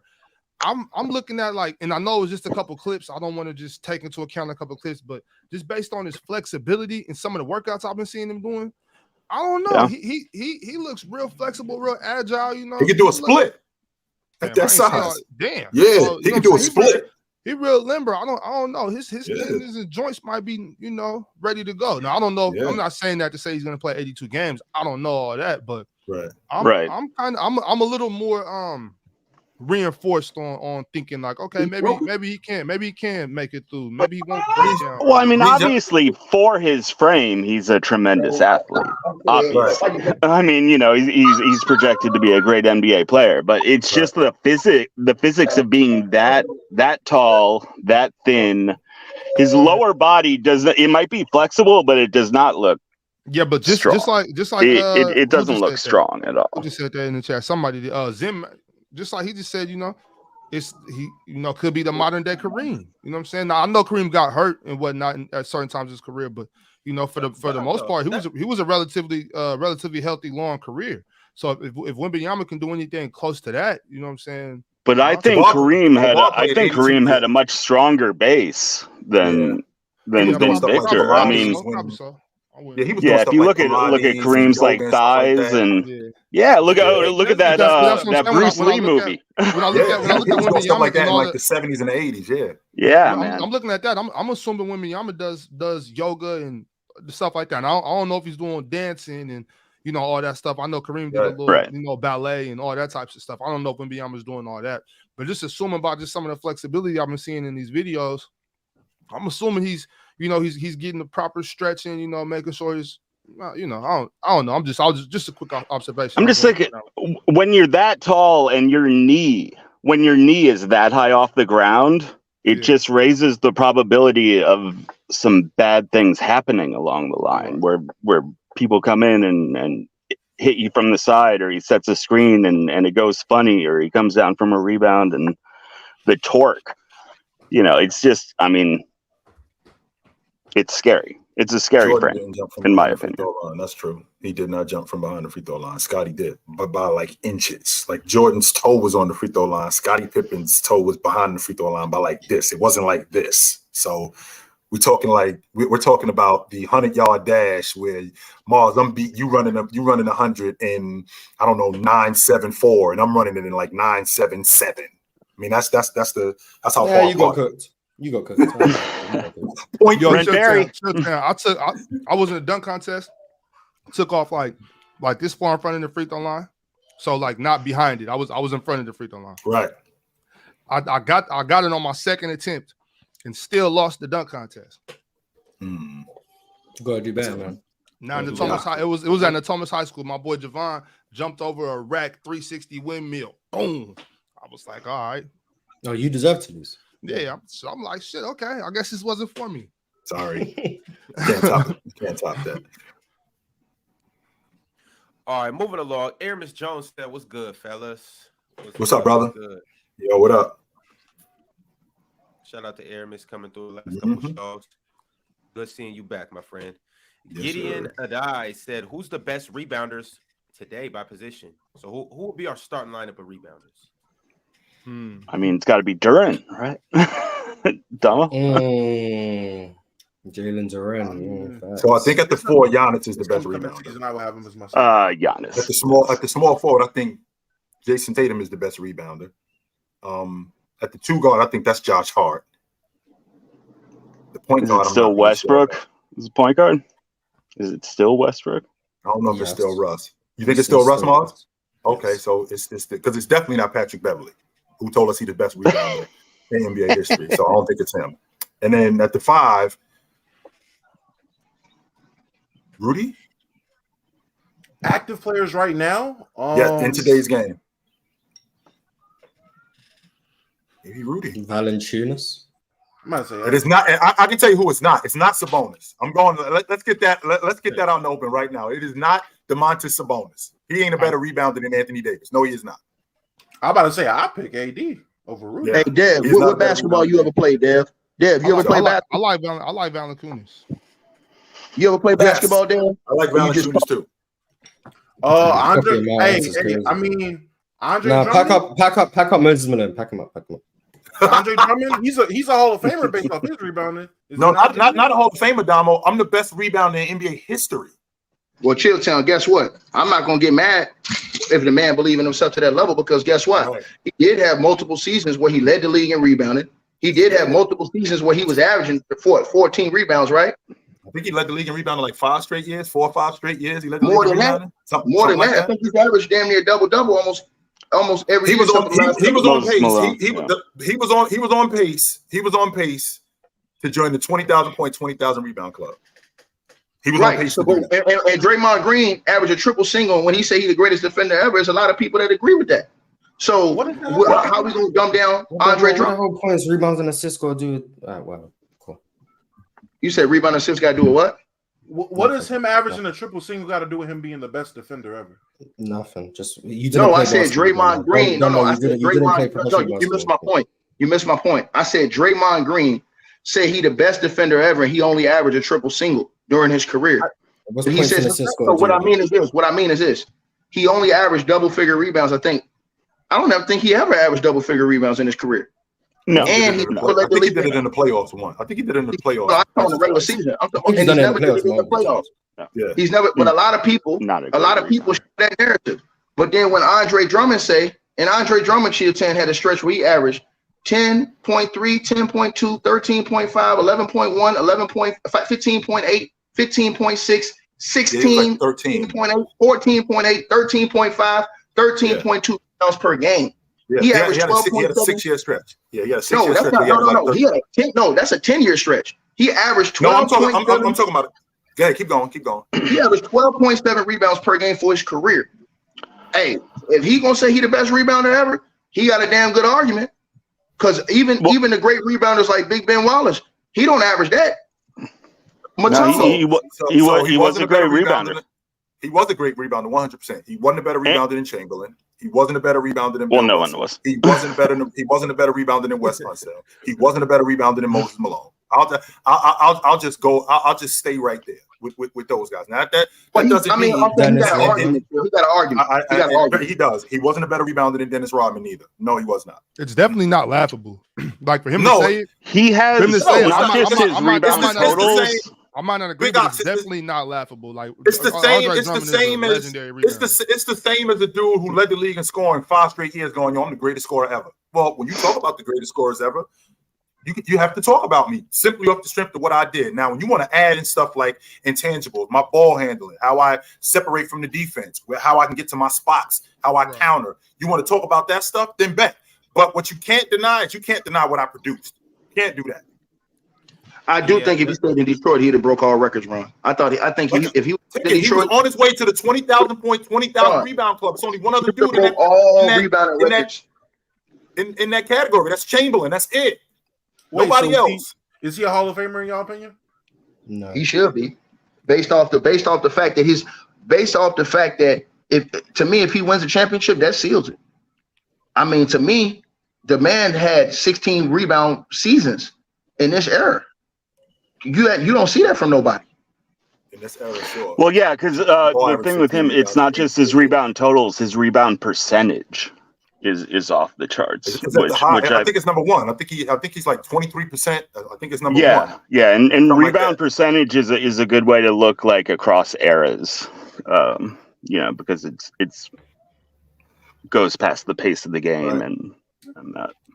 Yo, the thing with Andre Drummond is, if Andre Drummond was drafted 6 to 10 years earlier, we would be thinking completely different about him.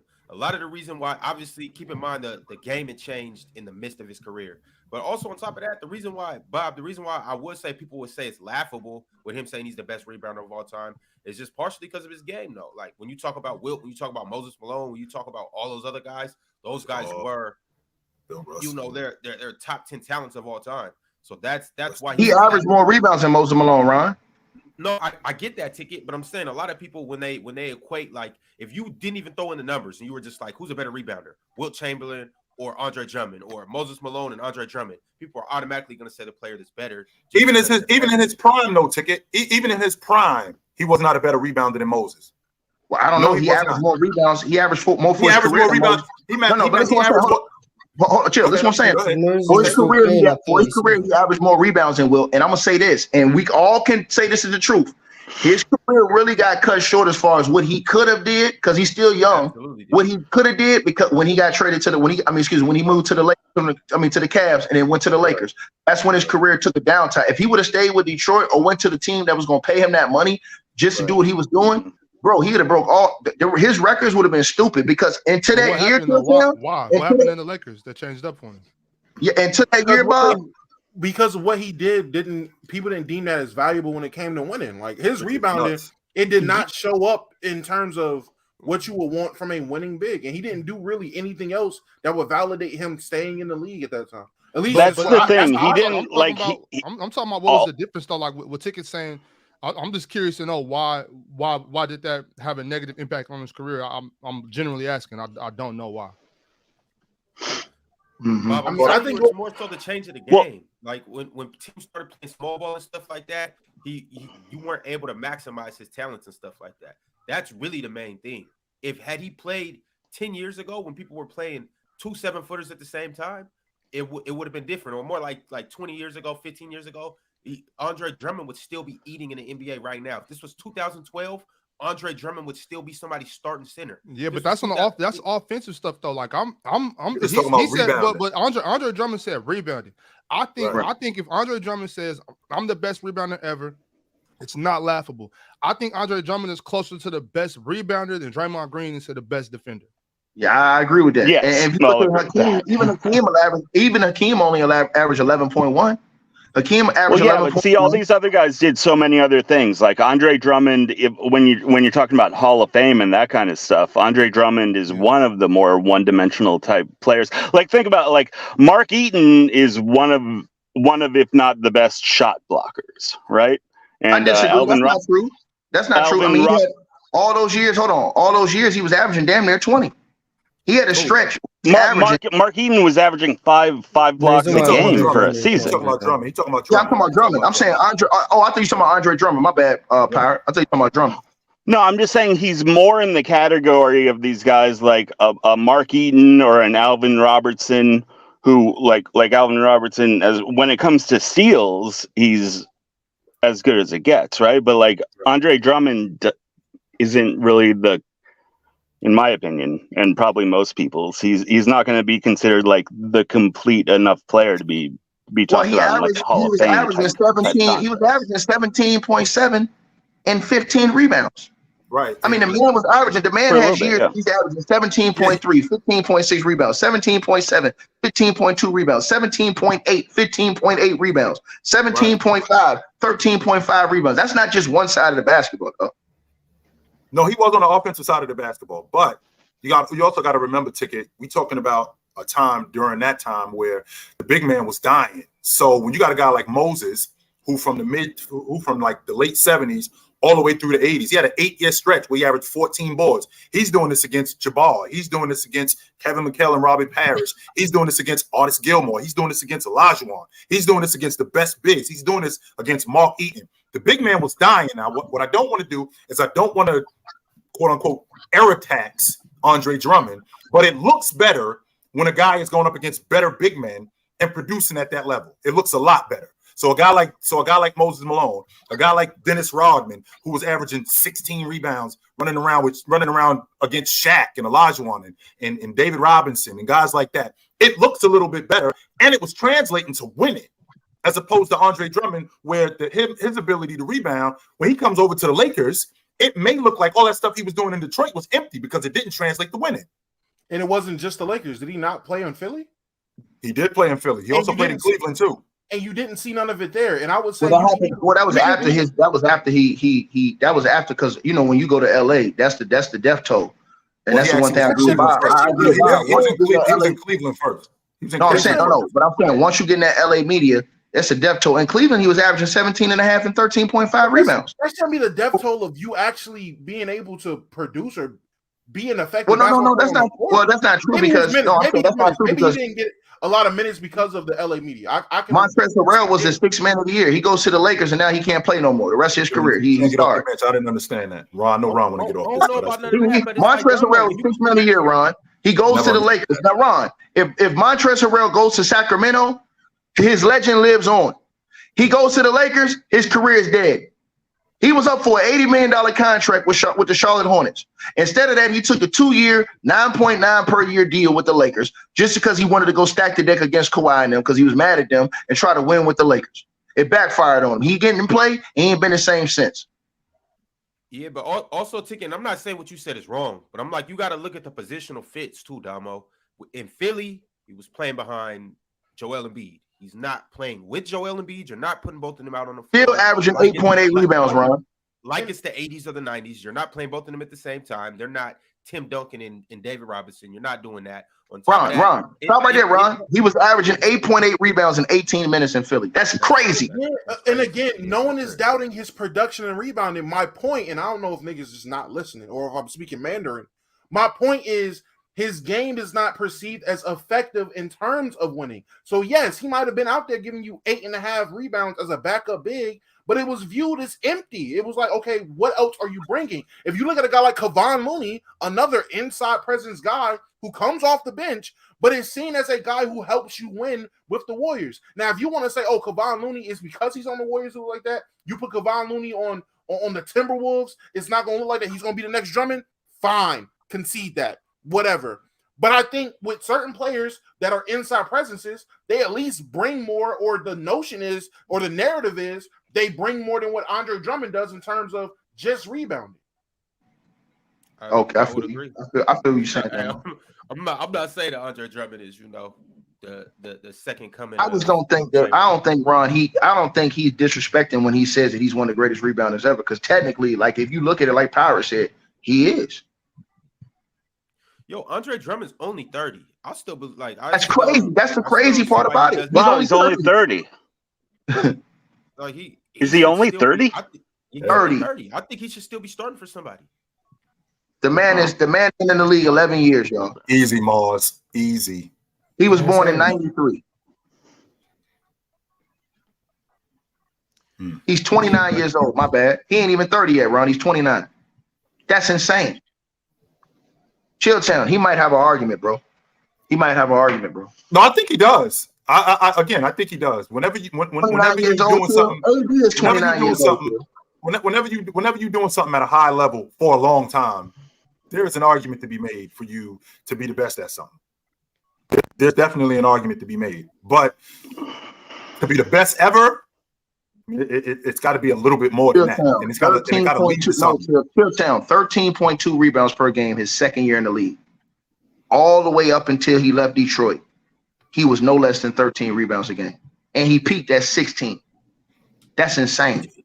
I don't even think that, to be honest with you, Ticket, if you go look back, I don't know if 13 rebounds a game on average, is that even top 10?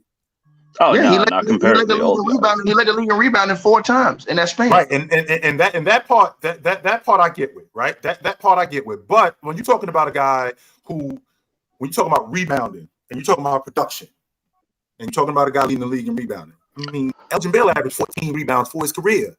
Yeah, Bob I mean, Pettit the old averaged guys 15. got Right. Bob Pettit averaged 15 Nate rebounds for his career. Thurman, Jerry Nate Lucas, Thurman, Will Chamberlain, Bill you, Russell, Chill. all these guys, they were I'm getting on up. But I mean, Chill. it is a different game. So I'm on board with you saying, Chill, but all I'm saying is that if he would have never been put in that situation, like if he would have just continued in that situation he was in, he'd have broke all those records have been broken, bro. All those records. I'm on record, Ticket. He was on pace, and I'll say it again till I'm blue in the face. He was on pace to join the 20,000 point, 20,000 rebound club. It's only one dude in that club. That's Chamberlain. That's it. Ain't nobody else in that club but Chamberlain. And he was on pace to doing that. That's it. All right, y'all. I got a super chat from Aramis Jones. He said, Jonas Valanciunas is up for an extension this year. In terms of players of his caliber, would you put him up there with players like Sabonis? What tool do you think he offers to the Pelicans? Do you think we should or shouldn't re-sign him? How do we feel about Jonas? When the Pels got Zion, before they got Zion, I hated Valanciunas in New Orleans. I thought he was wasting away down there because of the glass cleaner that he was, the mid-range jump shooter that he was, and the value that he could bring to a playoff team. But then when they get Zion, I'm thinking, okay, this can work. The question is, if Zion can stay healthy, he still gives them a lot. Valanciunas gives them a lot of value. And I do think that you should re-sign him. How old is Valanciunas? What is he, 29, 30 or something like that? 31. He should be around there. 31. I think he's got some years left. I think he got 3-4 more good years left in him before he starts slowing down. Where do y'all think he ranks? You said he's not Sabonis? No. Where do y'all think he ranks among centers in the NBA right now? At the bottom of the top 10. Somewhere around like 8, 9. Bam. Probably. Anthony Davis. Jokic, Embiid. Get Sabonis out the way. Sabonis. Ayton. I said AD already. Okay. You think he's better than Ayton? Or you think Ayton's better than him? I think Ayton is a better offensive player than Sabonis. And I think he's just as good a rebounder. Then Sabonis? You mean Valanciunas. That's what I'm talking about. Valanciunas. I think he's just as good a rebounder. I think he might be a better defender than him too. What about Vooch? Don't forget Vooch. Valanciunas is better than Vooch. I think he's better than Vooch. Yes, he's better than Vooch. I think you could. I think Brook Lopez is better. I got Brook too. Mm-hmm. Yeah, How far is that gap though? Now hold on. How far is that gap? Like if you take Brook Lopez off that crew and put Valanciunas on that crew. Oh, I don't like I that. don't think it's as good. No, I don't like that. I think the value. They need Like Brook the Lopez defensive defense. value They is need pretty. his defense. They need his That's a defense. fit. That's a fit thing, though. That's a fit thing. That's Yeah, what I was that's a thinking. fit thing. Yeah, that's a fit thing. Because I do of the think rim Lopez protector that Brook Lopez is, and how he can stretch the defense, like he can shoot the long ball. Valanciunas can't really shoot the long ball like that. Offensively, I feel like in that situation he could bring something similar to the same value, but defensively, that's where the gap is. That's where the gap Yeah, is and like, significant with those two. Defensive center travels. I feel like Vucevic more an excellent adaptable. rebounder. I don't know. It's just something about that Lithuania water, you know. They raise them right down out there. Ron, they just approved the Kawhi rule. Are they calling it the Kawhi rule for real? Yeah, they just approved it. Can't rest Well, two players. I know they're not gonna put it on paper, but you know what I'm saying, like. Yeah, hey Dookie, no more excuses, Negro. No more excuses, baby. No more excuses now. You can't rest them dudes now, Dookie. Now what's the excuse gonna be now? What's the excuse gonna be now, Dookie? I know you listening. I want to know what the excuse gonna be now. You're gonna say the league is unfair. What's In the the excuse now? past 3 years, has Kawhi been all NBA? Yeah, in 21. 21. He's first team all. Yeah, he was first team all. So next year in 24, he won't be considered what are they calling them? All stars? Not all star, but a star. He won't be considered a star next year, though, right? That's 3 years removed from being all NBA. I think it's all star or all NBA. Okay. Mm. Oh, it is all NBA, all star. That's what they're saying. Okay, Which means the Spurs can rest Victor Wembanyama as much as they want. Facts. I'm trying to find my man Kawhi a little loophole. Just trying to be the best lawyer I can be. That's all. They just can't rest them both at the same time. So if Kawhi rests one game, Paul George has to play, and if Paul George rests another game, Kawhi has to play. I mean, that's you need to just come off the bench for Keegan Murray. We don't, you know what I'm saying? We're not resting nobody anyway. Bob, you know what they're gonna do. Come play 17 minutes a game for us. Damn, that's it. Good rotation guy, man. Good rotation. That's all we need. Leonard is a rotate. Well, I did say I think he's gonna be out the league in 2 years anyway, but that's just me. Does he get a ring if y'all win a chip? Why wouldn't he get a ring if we win a ship? If he plays 17 minutes a game, that's very important. No, I thought you said if he plays 17 games. Nah. But even if he plays 17 games, we're gonna win those 17 games. He's gonna get that ring. Y'all up here entertaining this. Bob, get the hell out of here. Kawhi Leonard is not coming up to Sacramento to be a rotation player. Get the hell out of here. No. I could dream. Winter with the super chat said, "What about when Book went against Luka? He fell short, but he's still good." Oh, man. Got his ass kicked for sure. Got his ass kicked. Good too. Devin with the super chat said it hit different when Chill say, "Do your homework." Devin also with a back-to-back super chat said, "Shout out to Chill for letting me use his childhood pic for my profile." I was gonna ask who was that in his profile. That's crazy. I know that's not Chill's childhood picture because it's not in black and white. Yeah, it's not in black and white. What are we doing? No, Mars, it's 2023, but you can remaster. Mars, just so you know, there was color TV when I was growing up. Yes, it was. It was color TV. Yes, it was. It was. Cars. There were no electric cars, but there were cars. I didn't have one. Our TV was black and white, but there were color TVs in existence. There were color TVs going on, Mars. That was going on. So, Cap. 8 Gates Lee said, "Giannis got killer instinct, but scared to shoot free throws." Shaq had killer instinct. Cool. You know what I'm saying? They had to put him on the bench at certain times in the game when the game was on the line because they didn't want him shooting free throws. And Shaq was a killer.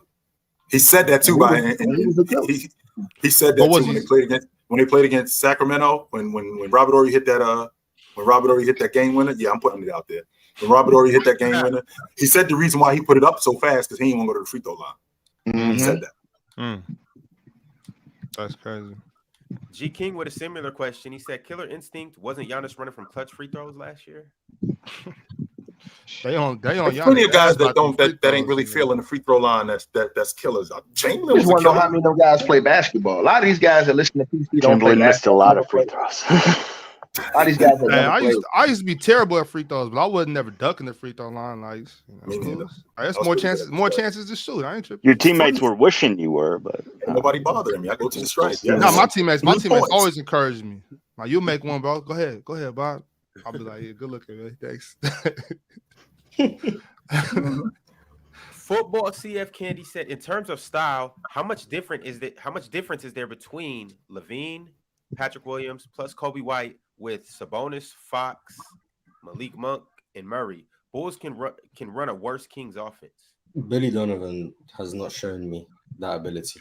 Wait, Ron, can you put that up just one more time? I just want to just visualize. Basically, ask what's the Patrick difference between Williams, their Kobe team White, and you guys' team. And I Yeah, guess but there's you only can throw talking it. about 4 of us. How come there's only bringing up 4 players on the team? Okay, first of all, we clearing every position, except for maybe Levine and Leak. I'll digress.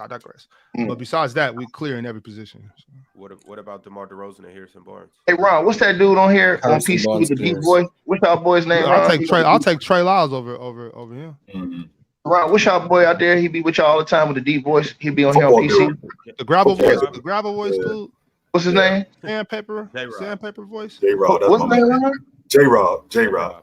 Hey, yo, yeah. Hey, Ron, what would I look like going on J-Rob show telling him about football? He really played football, right? J-Rob. Yeah. Mhm. You What come would I look like going to J-Rob show right now telling him, yeah, man, no. But see, what you saying ain't right. Got to be like this. Think about that. J-Rob will have a field day over there. Only but you at the same time, If you know what you're even talking though about, you didn't play Yeah. football, if you hear him say some dumb shit, you can call him out on it. But I'm I don't saying, think but J-Rob, I mean, listen, I don't think no, J-Rob but- gonna say no dumb shit. No, you but know what I'm saying? Bob, I used to think, Bob, I'm just saying, like, you knowing basketball, and that's knowing sport. Ron knowing this too. Like,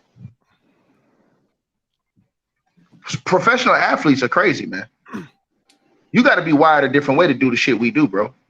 Like, especially to be great at it. Like, I see Bob in the chains and shit. I know Bob get down. I say, this motherfucker crazy for real.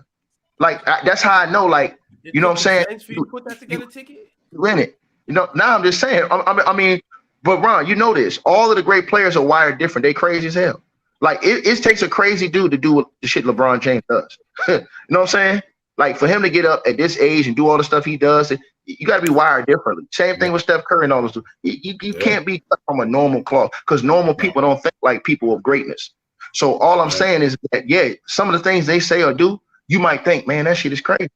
Like, damn, Kobe took 2 weeks off and he right back in the gym after the NBA finals. That's crazy.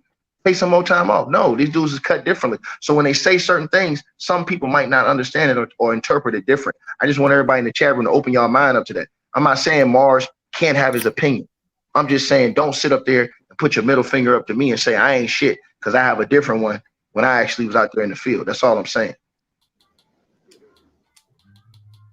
I understand what Speaking you're of saying though, J-Rob because football, I've said that before. That like if you haven't played, there are certain aspects of the game that you will have a different point of view on.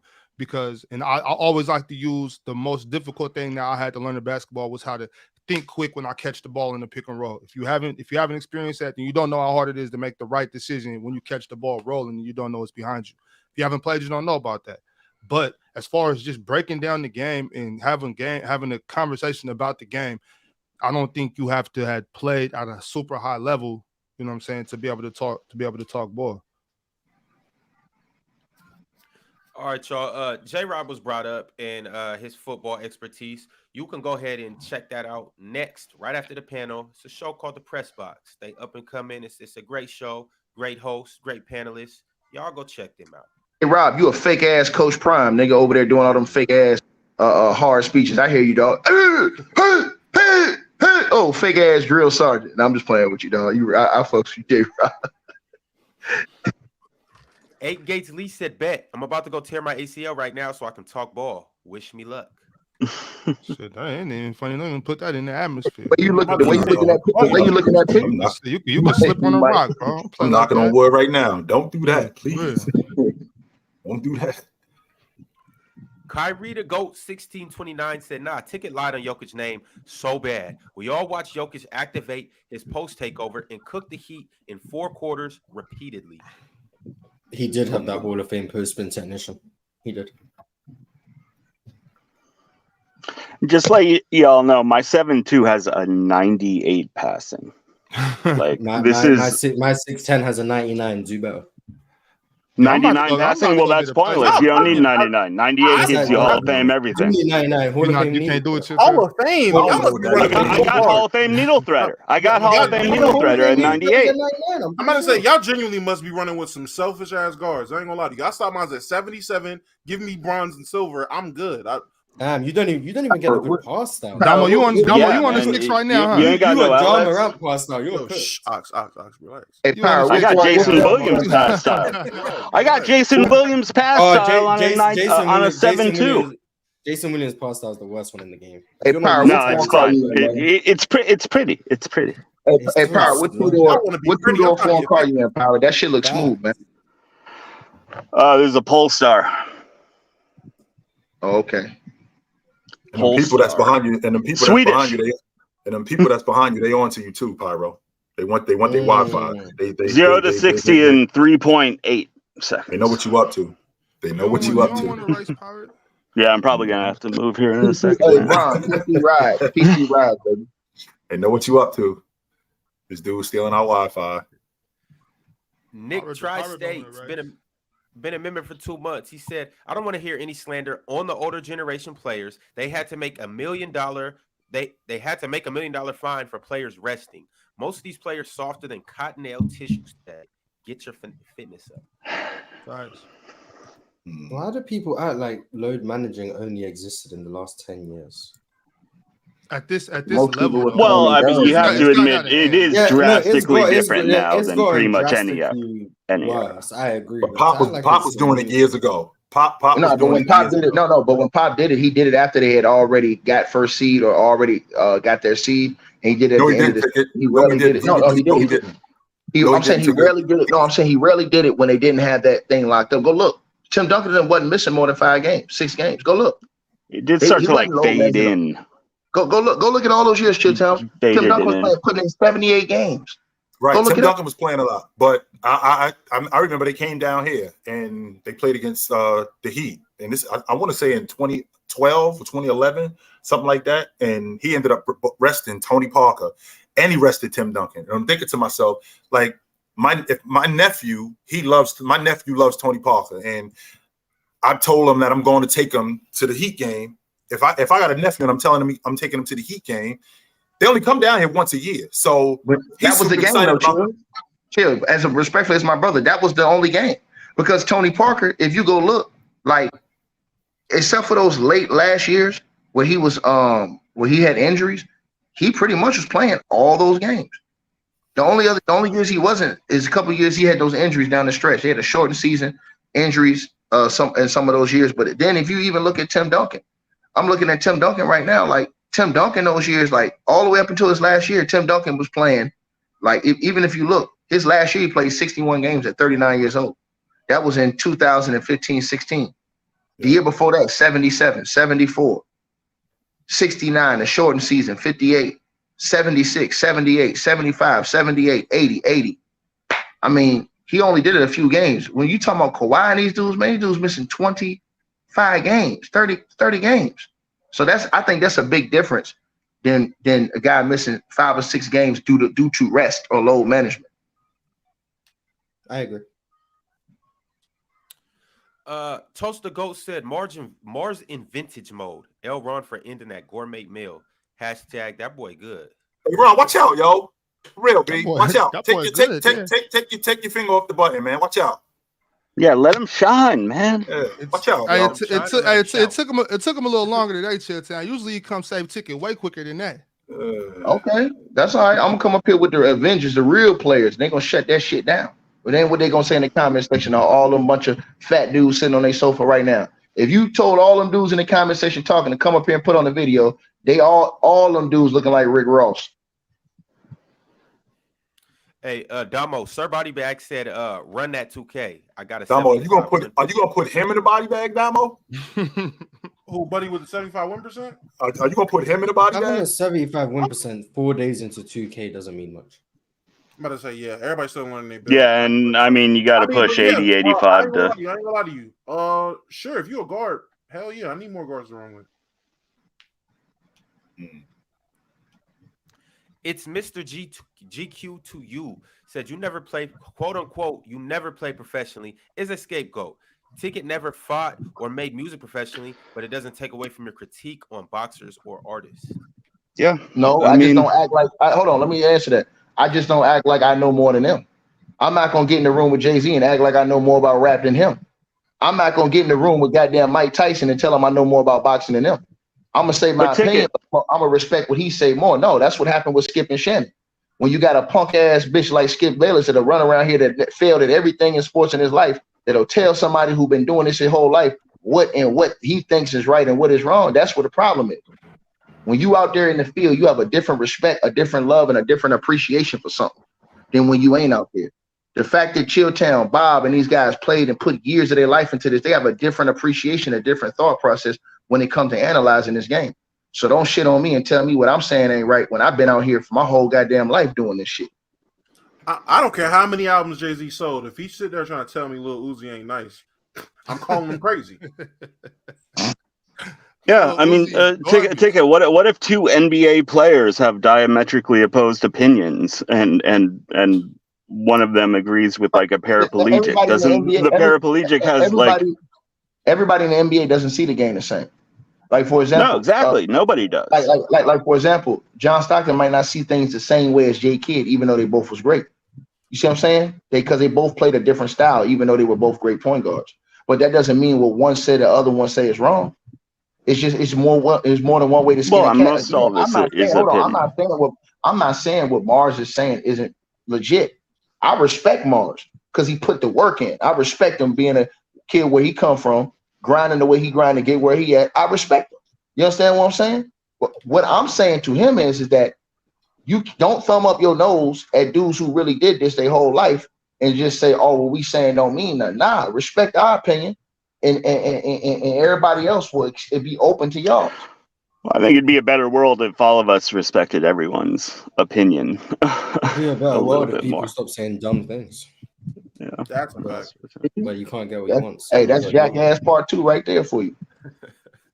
Damo, what? Mars saying that, or Damo chiming in with the that's a fact? Both are true. Oh man! All right. Before we get into the Dallas Mavericks, I'm gonna read this last chat from Aramis Jones. Dallas it's quite Mavericks interesting. Yeah, the Dallas Mavericks, Bob, and keep your ass right there. That's what you gonna do. I got a dentist appointment till 10. I don't want to hear that. Now he's gonna have to wait. Keep your ass right there.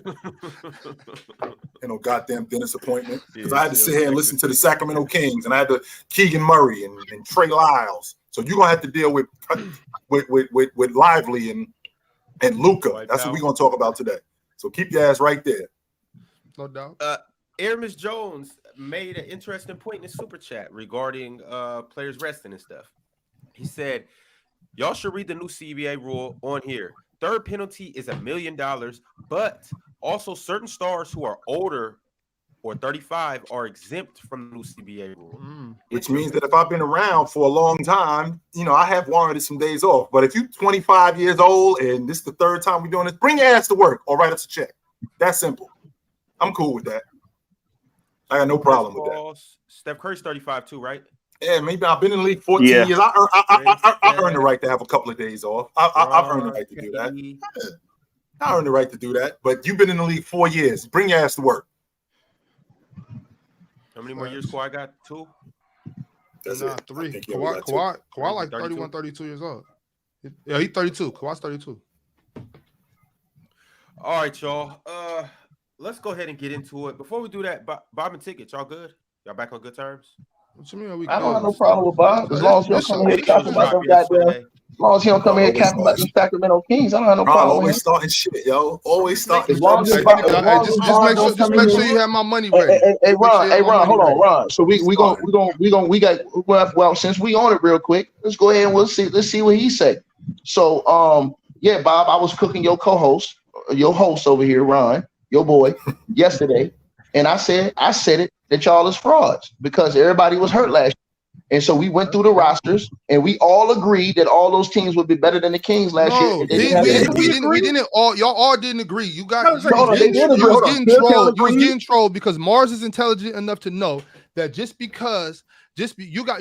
I didn't play professional basketball, Ox. I'm not intelligent. Okay, you're right. My enough to bad, know. Mars. My bad, No. Mars. You're a dummy because you didn't play professional basketball. So Yeah. look, my thing is this: you Let's can't come with that bullish and tell me that a team that won 35 games, right, and their star player missed 35 games. That doesn't mean they're going to win 70 games. How many of those 35 games did they win when the star player was out?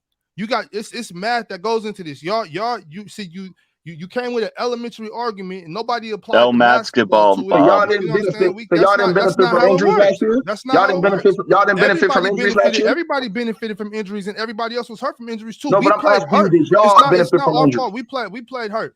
We played hurt. We like that. Did y'all benefit from injuries last year? I can't. So y'all records. So y'all records should be.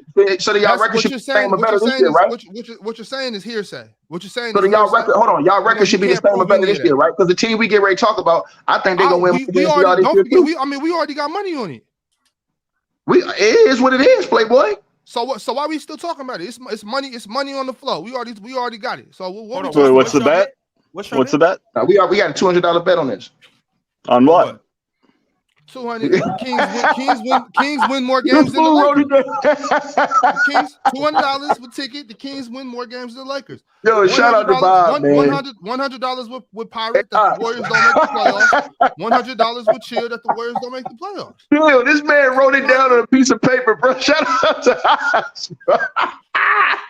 I'm glad you won't have any excuses not to pay me when Just get my money ready. Hey, money on the floor. Just get my money ready.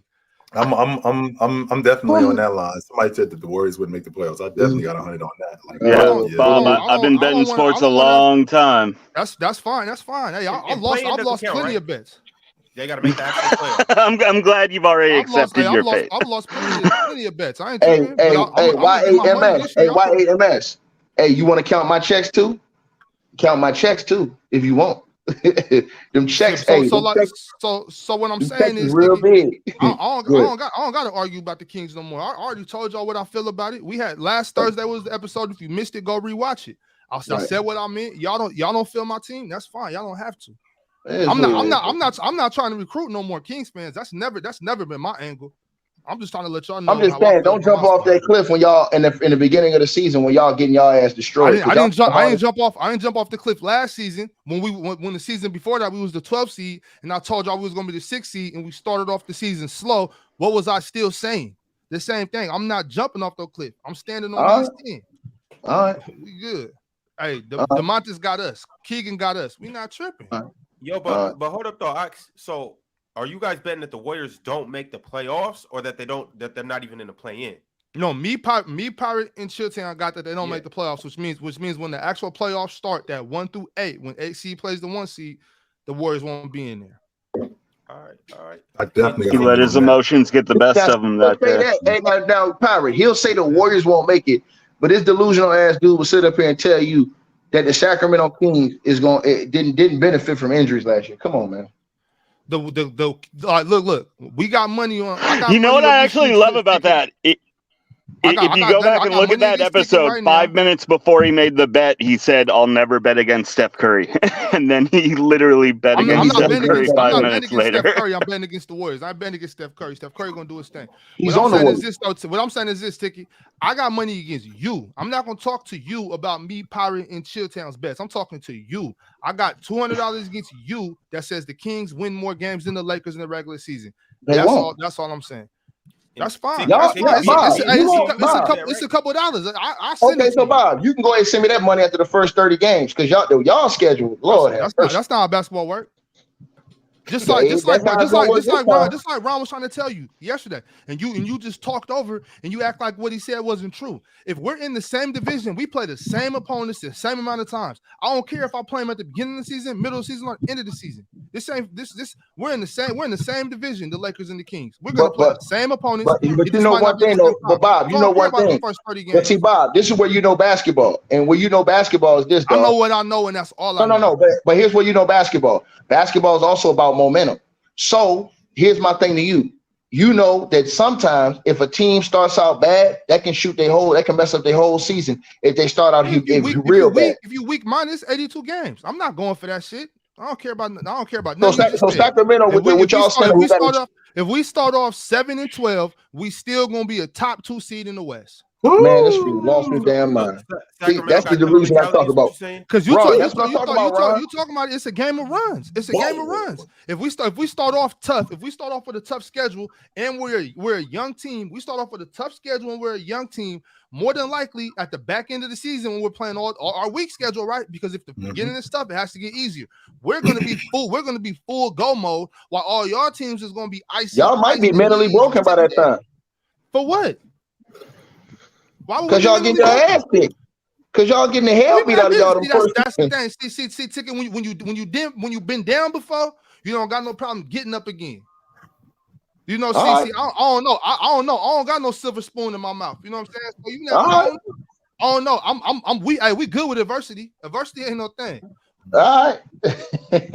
All right, I don't know about that silver spoon living, brother. I don't know about all right, Miss Hawthorne. All right, no problem. I ain't grew up with no silver spoon in my mouth, Miss Hawkins. I didn't say you did. I didn't say you did. I don't even know who Miss this and Miss that is. You know what I'm saying? No, I'm Jack City. I'm quoting New Jack City when Nino said. He said, I ain't grew up with no silver spoon in my mouth. Miss Hawkins, that's what he said. Yeah, the lawyer. Okay, I got it. Yeah, that's right. Yeah, but anyways, though, you know what I'm saying? Like I said, I don't know nothing about being afraid of adversity. We start off down, we still getting up. Y'all. I know y'all be see, that's the problem with y'all. Y'all so diehard delusional fans, but then y'all switch up on your squad. Y'all switch up on your squad. When the going gets rough, y'all switch up on your squad. Oh, we need to trade AD. He's Terry Clough. It means he's very soft. Get his ass out of here. Trade him for Cat. What? The day you ever hear me say trade Domantas Sabonis for Karl Anthony Towns, just kick me off. You hear all this, Ron? You hear all this stuff, right? The day I said trade Domantas Sabonis for Karl Anthony Towns, y'all banned me from not only the panel, ban me from Players' Choice, get a new host for Chill with Chill, keep me off your platform. When I switch your perspective on him. When I turn into a turncoat, a yellow belly, and tuck my tail and run for the hills, like I've seen so many times with these people changing up on their teams, Damo, Low. Whoa, what the fuck? What did I change up? Yeah, you all over there saying Mars. All of a sudden, he ain't with the Warriors no more. I done seen all y'all. I done seen Fluent do it too. Tell me how I changed up. My first day here. My first day here, y'all met me talking about Darvin Ham was a terrorist. I didn't change up on Darvin Ham. I never sat there and said anything good about who? What did I change up on? All right, I misheard, bro. My bad, bro. If I'm wrong, I'm wrong. I'm sorry. I got a little overzealous right there. I didn't like the signing. I've been consistent with my hate for what I don't like about my team, but I've stuck with my team. Now, football, there might have been a little front runner going on when the Dolphins was bad, but we good now. We ain't gonna talk about that. But basketball, I've never left my team. I was sitting there saying the Lakers was gonna win with Kendall Marshall, Darius Morris, DJ. Man, stop playing with me. I ain't never switch up. All right, bro. Well, I ain't look. What I'm saying. Me too. I'd never switch up. I ain't switching up. So y'all just have my money ready. Even though you just pirate. I was just lost. Y'all just have my money ready. You found yourself pretty quickly, Moss.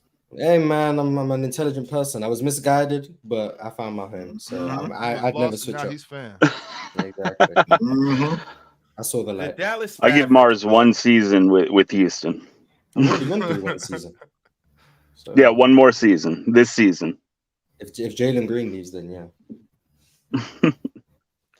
The Dallas Mavericks, fellas. How are we feeling about them? I want you guys going into the season. I want to start with you guys giving me a letter grade on what you guys think they are in terms of, well, the 30 teams in the NBA. Where do you think they fall as an overall unit? B+. Okay. Top 10 team. Yeah, I think in the NBA, I'll say a B, but in the West, I'll say more like a C+ or a C. B-? I don't know, man. It's one of them seasons, bro. I think they can have a great season or a poor season. It all depends on what time Kyrie is on.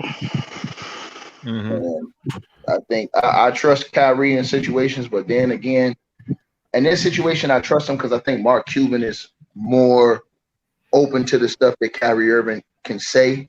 Mark Cuban kind of, he's not going to be micromanage Kyrie like that. I think they win 48 games this year. So I say they are. I give them a B. I think they'll win 48 games. They went past doing that last year before they made that trade. I think this year with a full training camp, being able to get themselves together, I got them winning 47, 48 games this year. I think they'll be probably about 4th seed, 5th seed, something like that. You know what I'm saying? What about you, Dom? I give them a B. I would say 5 or 6 seed.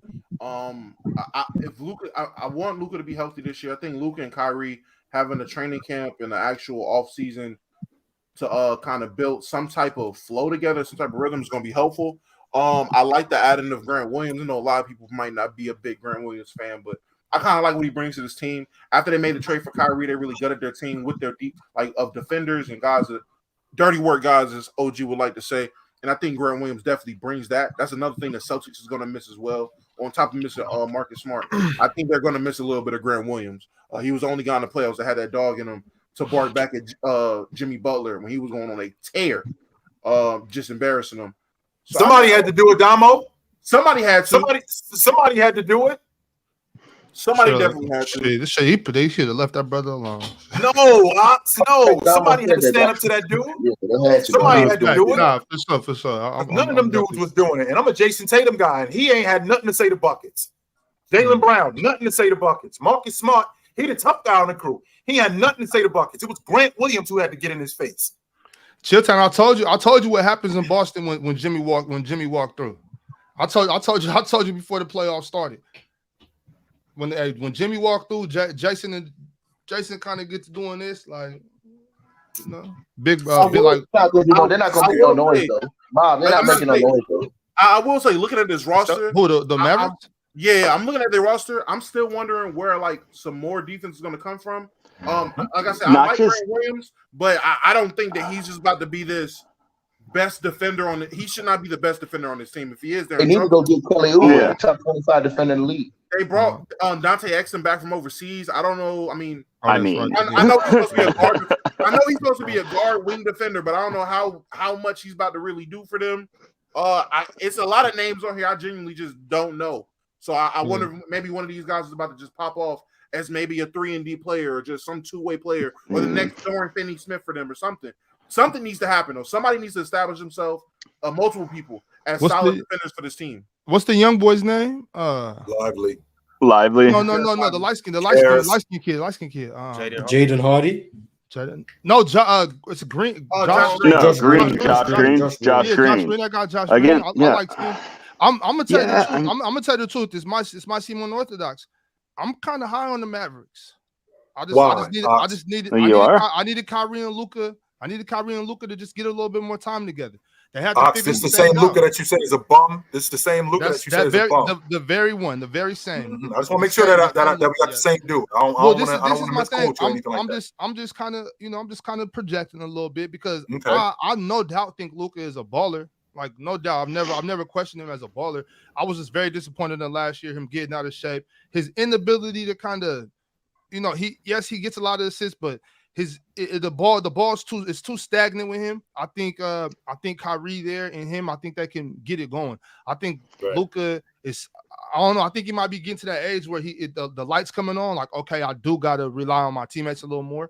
I think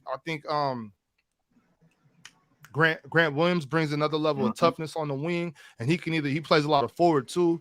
I'm gonna go ahead and say I'm high on the Mavericks. I think they're gonna have a much better season this year than last year. They're definitely gonna be a playoff team without a doubt. And I'm not saying play in. I think the Mavericks might get, might be in that 5-6 range. If not better. We talking about Luka and Kyrie. If they can be on the same page. If you can get Luka and Kyrie on the same page, those are two of the top 5 point guards in the NBA. So, but that dude who asked about they play together too. If they're on the court together, that's so much firepower that I can't look past that amount of firepower. So that dude who asked if I played for the Gary Steelheads, that's when Jerry Jackson Daddy was coaching. That's why I said shout out to Jaren Jackson family. His pops took me in first date.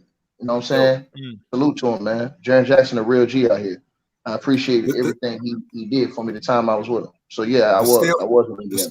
The Steelheads, what is that ticket? Is that a USBL or Nah, that was in the CBA. That was when that was the second CBA. Okay. That was when that was the second league to the NBA. That's when all them cats that was on our team was getting call-ups. I literally watched Randy Holcomb. I watched Snap Hunter and all those dudes get called up right when we was on the same team. You know what I'm saying? Right. So yeah, man, shout out to Jaren Jackson's pop, man.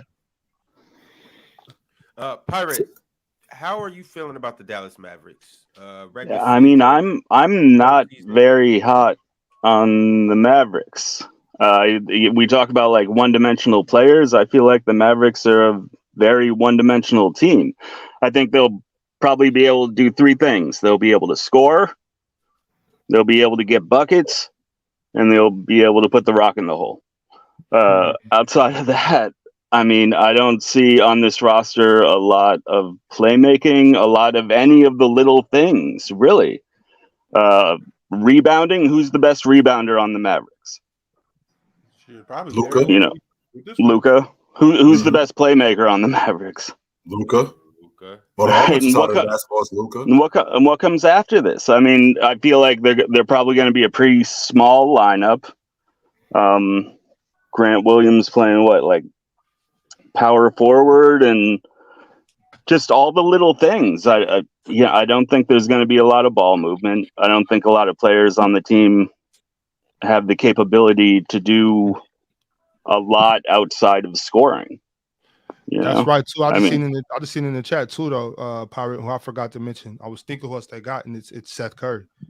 It's Seth Curry. But Seth Curry again is a guy who can score. He can score, and that's about all he can do. And Josh Green looks like a good scorer, and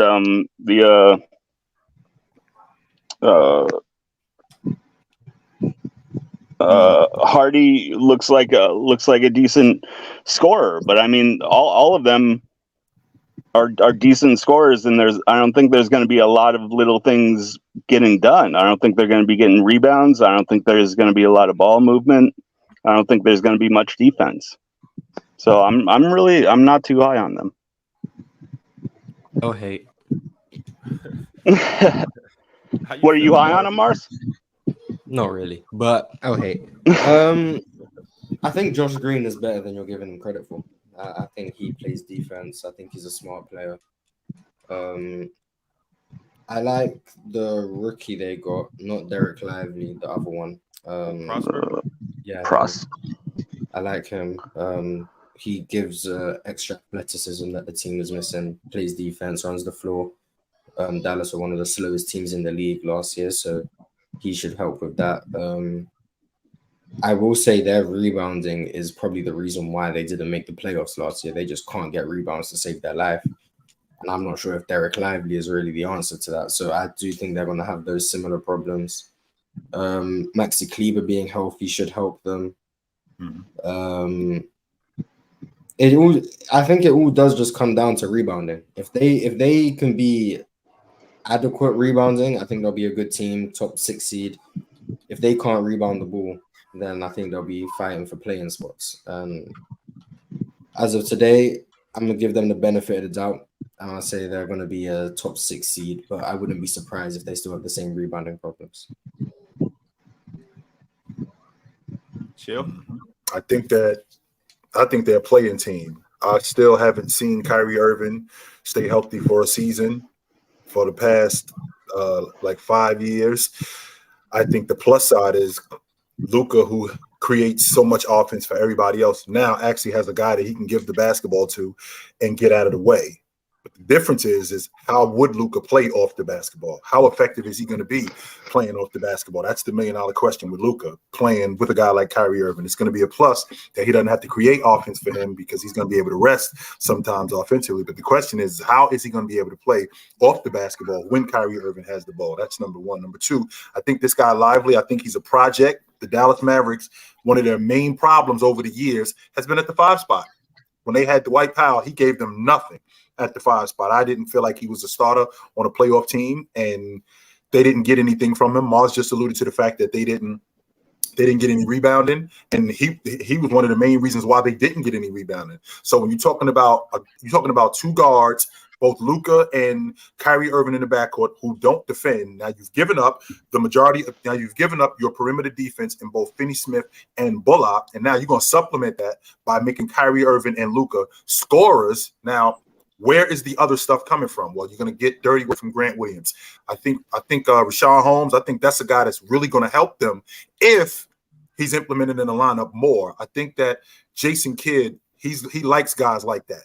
But the problem with that defense is, it's like Mars said, the rebounding is the difference. They fell off the cliff after that trade. We're talking about a team, I think they was giving up 112, 113 a game. Once that trade happened, they were giving up almost 119 a game for the rest of the season. They couldn't stop anybody. So if they're not going to rebound the basketball, I think they're a play-in team at best. All right, Ticket, how you feeling about him? Like I said, man, it all depends on Kyrie. I think they should try to go get Kelly Oubre. I know he's waiting to see if Dame gets traded to Miami, but I wouldn't wait on that. I would go ahead and get my deal done. But I would try to go get Kelly Oubre to shore up their defense on the perimeter. I do agree with what Warren said about the rebounding. I think that's going to be an issue this year because I don't know who of size. I don't like how J.K. is going to play, bro. You know what I'm saying? I don't see him having I know they got, I think, who did they get this year? They got in terms of players? Huh? In terms of players, you mean, Ticket?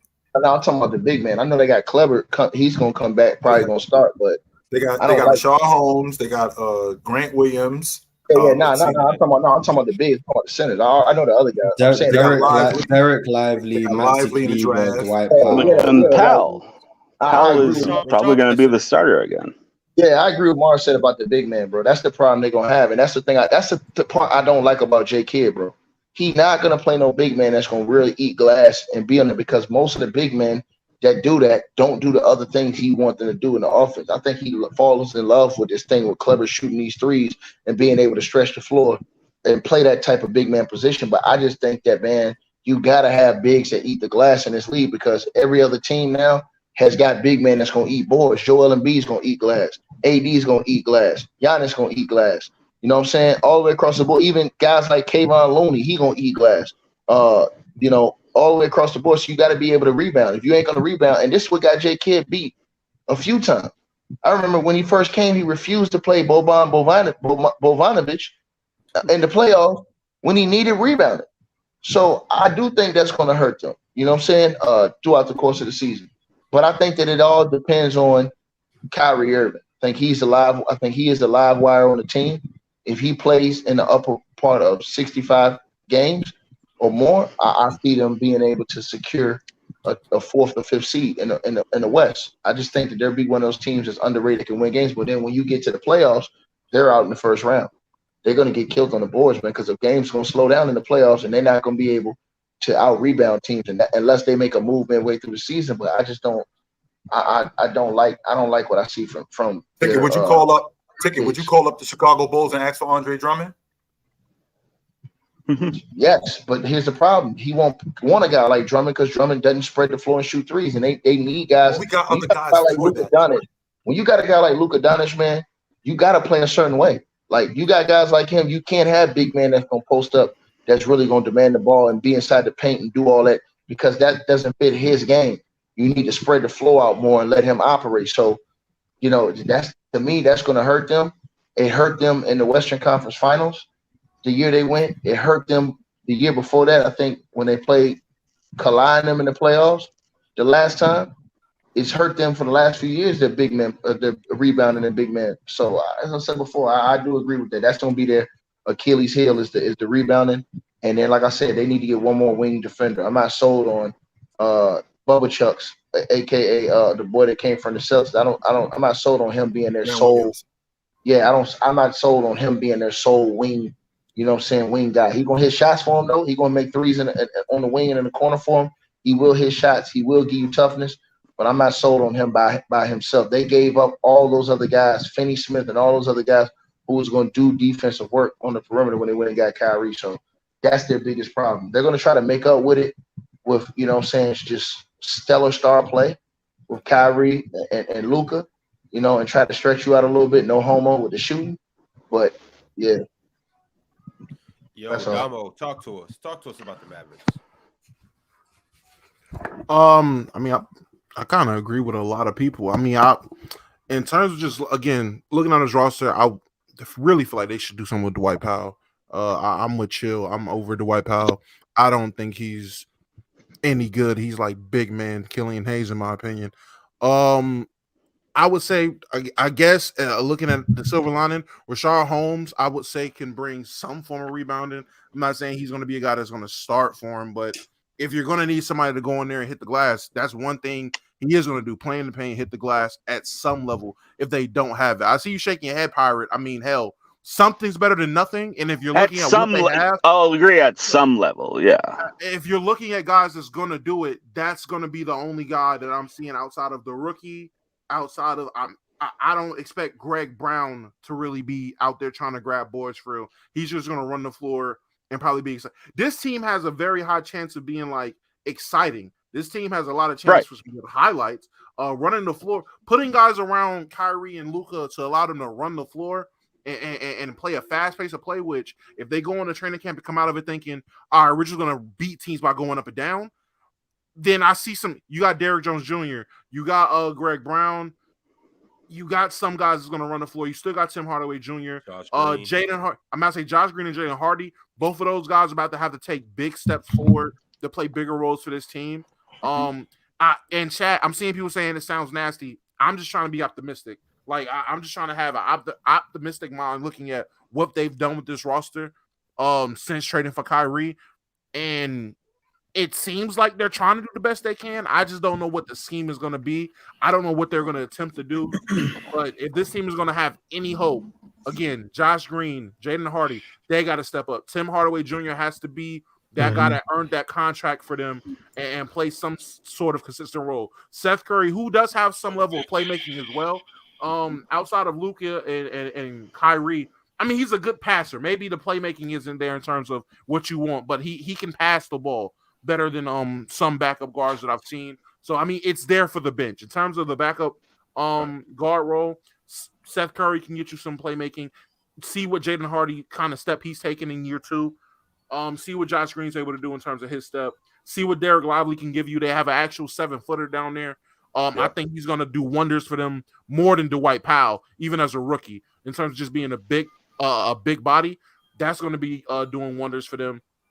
And like I said earlier, and like Ox said too, when he was going, Grant Williams is going to bring a level of toughness to the team and get an opportunity. He got a contract. It's not the biggest deal, but he got a bag to go play down there, and he should be seeing a bigger role than at least what he had with the Celtics. So, again, at best, this ceiling, 6 seed, maybe 5th seed, if Luka and Kyrie are just balling. And I will say, I can't wait to see how that Luka and Kyrie tandem is going to go, because you really do have two of the best scorers in the NBA in the same backcourt. Yo, Damo, so Dwight Powell is a certified terrorist? Oh, yeah, he's definitely yes, 100%. He is not a starter on a playoff team. No, he is not. Yeah, I remember he just tore his Achilles, though. He just tore his Achilles. Dwight Powell did? I mean, not just now, but he was just a couple years ago. He was just coming off. I mean, the funny thing is that Achilles, I thought he was a bum. I'm surprised you didn't call J Kidd one. Because as great as J Kidd is in certain moments, J Kidd is horrible in certain moments, bro. I think it's with Jason Kidd. It's real wishy-washy when it comes to Jason Kidd for me, because I remember you saying guys will leave Jason Kidd and they have terrible things to say about him, and I do agree. It varies player to player. Guys like Giannis will still die by him. Giannis loved him when he was coaching the Bucks early in his career. Giannis died by him. So it really does vary, and I guess it matters if you are a J Kidd guy. Guys that are J Kidd guys, they love him. If you're not a J Kidd guy, he'll play favorites and then alienate the other guys. So he'll go buddy up with Giannis. He'll buddy up with LeBron. He'll buddy up with AD. But then he'll alienate guys like JaVale. He'll alienate those other guys, and that's the bad part of coaching about a guy like him. You can't really do that. You can't. You know what I'm saying? And that's the problem that he have getting some of those other guys on the bench to buy in because he'll alienate those guys and treat them like they ain't shit. But show the stars all the love. Now we already know some coaches they do that. Some coaches, they'll give the stars a lot of the love. But then you have guys like Pop. He don't care. He's gonna treat all these pretty much the same way. I will say this: if you want to call him a terrorist, I won't stop you. I won't. Hey, if you think he's a terrorist, I won't bat an eye. I feel you. I can understand. I'm just not. Maybe I'm just not paying too much attention to what he's doing as a coach to call him a terrorist for me personally. But if you're saying he's a terrorist, hey man, cool. He's a terrorist. But honestly, the funny thing is that the last few years, the Mavs have been their most productive pretty much with Powell on the floor. And that's not really, yes. Yeah. And that's speaking less towards his individual talent and more just kind of the flaws in the construction of this team. In my opinion, I feel like, again, they just don't have a lot of guys to do a lot of other things other than score. Can I ask, who do y'all feel is more important? And my fault, I'm going to let you go right after. Go ahead. But who do y'all think is more important, Dwight Powell or Maxi Kleber? Because I've seen people say Dwight's important. I feel Maxi's more important. That's what I was going to actually just say, Damo, right before you. I was just about to say, like, if as long as they still got Kleber over there, I'm good with Kleber. But what I also wanted to say about is Rashawn Holmes. He didn't get much of the chance to play last season with us. I don't know why. But Rashawn Holmes, I think if they play him, he's going to be productive. He's not an all-NBA big, but he's very productive, and he'll compete with the best, some of the best centers. Obviously, he's, like I said, he's not all-NBA, but I think he's a very productive player with the minutes he gets. If they give him 18 minutes, Rashawn Holmes he's going to give you a lot of production. I think you can play Rashawn. You can play Rashawn and Kleber together sometimes. You definitely can. Kleber's ability to stretch the floor and Rashawn's ability to just hit the glass. I like him. I like him as a solid backup big. I've liked him as a solid backup big for a number of years now. So I like it for him. It just depends on what role is he going to play. If Rashawn Holmes is walking out after training camp, the starting center, you might have some issues. You might. But if he's the backup guy, no, they already got issues. Oh yeah, they got a ton of issues. It's all set up for Derek Lively to pan out and be their big of the future. That's what it is. And to Big Ox future. And to Big Ox point, he was talking about Rashawn Holmes. I mean, he played the least amount of minutes last year in Sacramento. Like when he plays 20 minutes, he was a double-digit scorer, and he was one of their better dirty work guys. And that's the kind of dude that J Kidd liked. He liked dirty work guys because that's the kind of stuff that he did. In addition to all the other stuff, that's the kind of stuff he did when he was playing point guard. So to have a guy like Rashawn Holmes throw him on the floor for 20, 25 minutes and basically eat into Christian Wood's minutes, that could help them out a lot. Oh, he's on the team? Yeah, he in Dallas now. Holmes is there. Yeah. Hold on, Rashawn Holmes on that team? Yeah, he in Dallas now. Oh shit! If Jay can't play him, that solves a lot of the problems. It do, but is he going to? Hey, I like Rashawn Holmes, the Sacramento Kings. I don't know why I don't know if he got hurt and that's why he got out the rotation. But I like Rashawn. I like what his game. I mean, even though his game looked ugly, I like what he brings to the table. I mean, he's gonna do all dirty work. He got good touch around. Top three floater for bigs in the league. Jokic, Brandon Clark, Rashawn Holmes. That's the top. Damn, mine was that nice. His flow is tough. Go rebound. They did him dirty in the league, bro. They did him dirty in the league. They also did other boy dirty too, Ron. I forget his name. He went over. I think that they could have got more out of him. He went to Detroit from Sacramento. I forget his name, the big boy. Yes, I think he left. I think they left so much on the plate with his game. He got an old school game though. I think that they should. He should. Who you said, Big Guy? Marvin Bagley. Oh, Marvin Bagley. He was always hurt though. Who drafted instead of Luka? Yeah, he was always hurt. He was balling. He was giving you double. I think for a while. He's a guy. I still like Marvin Bagley. I agree with Ticket on that. I think we could have made something work with Marvin. I got a man that used to play in the NBA. He actually loves Marvin Bagley. I don't know what the story is with him because from a skill set, he looked like his game should translate. Remember, he got hurt though. He was hurt. What I'm saying. He got hurt like twice. I think he might be made of glass. I don't know. And then there was a situation. They made a big deal about it because his pops was on Twitter. You know what I'm saying, and saying things about the organization, and so that kind of put him all, just on separate sides of the fence. And then he got hurt again, and so they just couldn't patch up. whatever was wrong with that That's with the front office. But that's when I everybody think- dad was trying to be LeVar Ball. That was crazy. Facts. Yeah, for sure. Even there was even a little shit with De'Aaron's dad, but That translated quick, didn't it? Down? Like everybody was starting to do that. Like a minute ago, everybody was roasting his pops, and then all of a sudden now everybody pops had something to say. Yeah. Yeah. Everybody pops had something to say. yeah, And so I there was a lot I happening. would too. If I seen LeVar Ball was able to make $1 million brand off of just talking trash and hyping up his sons, hey, put my son in the game. I'm going crazy too. But LeVar, that's really who LeVar is, though. Yeah, So if LeVar yeah. just being himself, I can't look at LeVar and be like, you know what, I need to imitate that, because then I'm gonna be out there looking like a buffoon, because this ain't me. I'm just out here trying to imitate LeVar Ball. That ain't the way I'm gonna say, right? you know, because my instincts aren't set up for me to play this role. So if I'm playing this role, I'm gonna say stuff, and then I'm gonna have, I'm gonna be caught off guard, and I'm gonna beat myself, and this is gonna look goofy. So like that's a lot of these cats, you can't be LeVar. And shout out to LeVar, because in the end, his son got $200 million, bro. Period. Yeah, shout out to Marvin Bagley. He finna be over there stealing Generational bread over there. Can't fight that. Generational bread over there. Hey, Marvin. Hold on, Ron. He's still with Detroit. Marvin Bagley still with Detroit. Yeah, he got to get out of there. They got too many bigs over there. That's a guy that Dallas could target and try to get, is a guy like him, sneaky guy who because he will board too. He'll eat glass too. No, he's good in Detroit. He can show. He'll play the 4. He'll be all right. I think they'll be at the bottom of the league in rebounding, assist, pretty much every category except scoring. Dallas. Yeah. I think Dallas is. They got a chance. They'll probably be in the top quarter offense. Good chance to be in the bottom quarter defense, and good chance to do some scoring and not a lot else. That's what I would say. So the next question I want to ask you guys is, obviously, Dallas has one of the more dynamic tandems in the NBA with Kyrie and Luka. I want to know, how long do you guys project that these guys can be together? And during that window, what do you think is their ceiling that they can win? So all depends on how this year run. All depends on Kyrie run. If Kyrie is in line and he's balling, it'll be on a year-to-year basis. So it ain't no how long with Kyrie, and I love Ky. It's a year-to-year basis. So if he go off and act like a damn fool, he'll be gone midway through the season, and it won't be 1 year. If he's doing good and the team they're seeing growth, he'll make it through this season, the next season, and we'll have to reanalyze next season with Kyrie.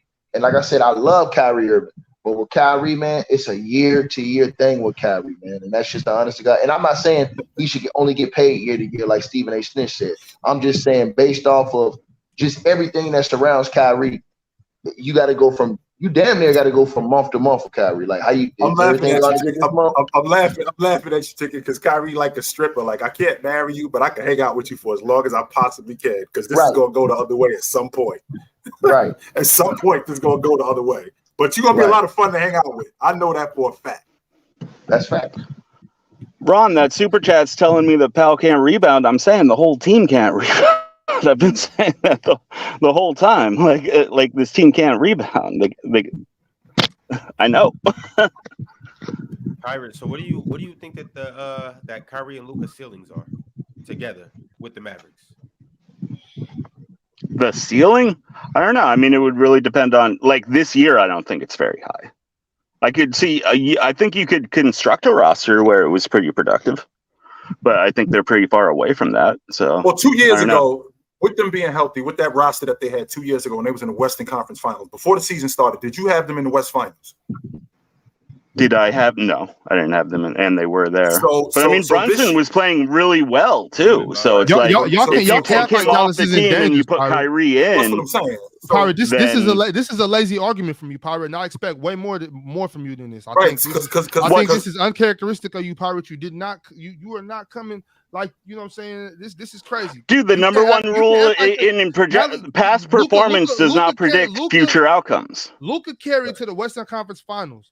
We've seen Kyrie Irving carry the GOAT LeBron James to a finals. These two got the ability to carry. these two got the ability to carry. Luka's game is so Kyrie, yes. impactful. When Luka is balling, his game is so impactful. No matter how I feel about it, no matter how much I like his game, it's so impactful that he can carry a squad. Kyrie Irving is so electrifying to a point. Especially I don't think they're going to be the worst team in the league or anything. They got a year together to finally see who's, and then this training camp. Yeah, carry this training camp right here too. This training camp right here too is we're gonna get down to the bottom. Him doing his job. I ain't gonna fight Kyrie Irving doing his job, but carrying him, basically throwing him on his back. Bob, I just don't. I mean, they are too. Hung up on that. Let's not get hung up on that. They are two great players. To say carried them, with redundancies. Are they two different players? That's putting a lot on it right there. There was times when he jumped on Kyrie back, and Kyrie absolutely. Kyrie certainly jumped on his, so it goes both ways. It goes both ways. Sir. I'm not. Okay, I'm glad. What I am saying is that we did see Bron defer to Kyrie, and Kyrie sent him taking where they needed to go. Yeah, we saw that, and so Kyrie is just as good today as he was then. Kyrie still why hasn't it translated with Irv then? I mean, if we're talking about a guy, if he's just as good then than he was today, that was 7 years ago, Big Ox. That we talking about that, right? This is not something that happened last year. Yeah, man, this is 7 years ago, man. Like we talking about a guy in Kyrie Irving who, since then, he hasn't really done much. In fact, he averaged 27. What did he average? 27 last year. He's been hurt. That's the other part about it. That's the other part about it. Vengeance stuff. Right? After what the Celtics did to them, the way they were playing last season, and we all ignore it. I know I ignore it for the benefit of argument's sake. I ignore the fact that the Brooklyn Nets were on a tear last year before some injuries and before those trades. I can say right now that I have time and time again ignored that fact for the benefit of my argument. But today, it benefits my argument to bring that up. So I'm going to go ahead and remind everybody what Kyrie Irving and Kevin Durant was doing last year before things went kaput. Kyrie Irving averaged 27 points last year. Kyrie Irving is unguardable. Luka Doncic is pretty much unguardable. Them two together can easily, not easily, when I say easily, I mean just as easy as any other duo. This duo, just as easy as any other duo, can carry a team through the playoffs to the championship and be competitive. I don't know if it's just as easy as any other duo, Bob, because I feel like there's a lot of redundancy with these two players.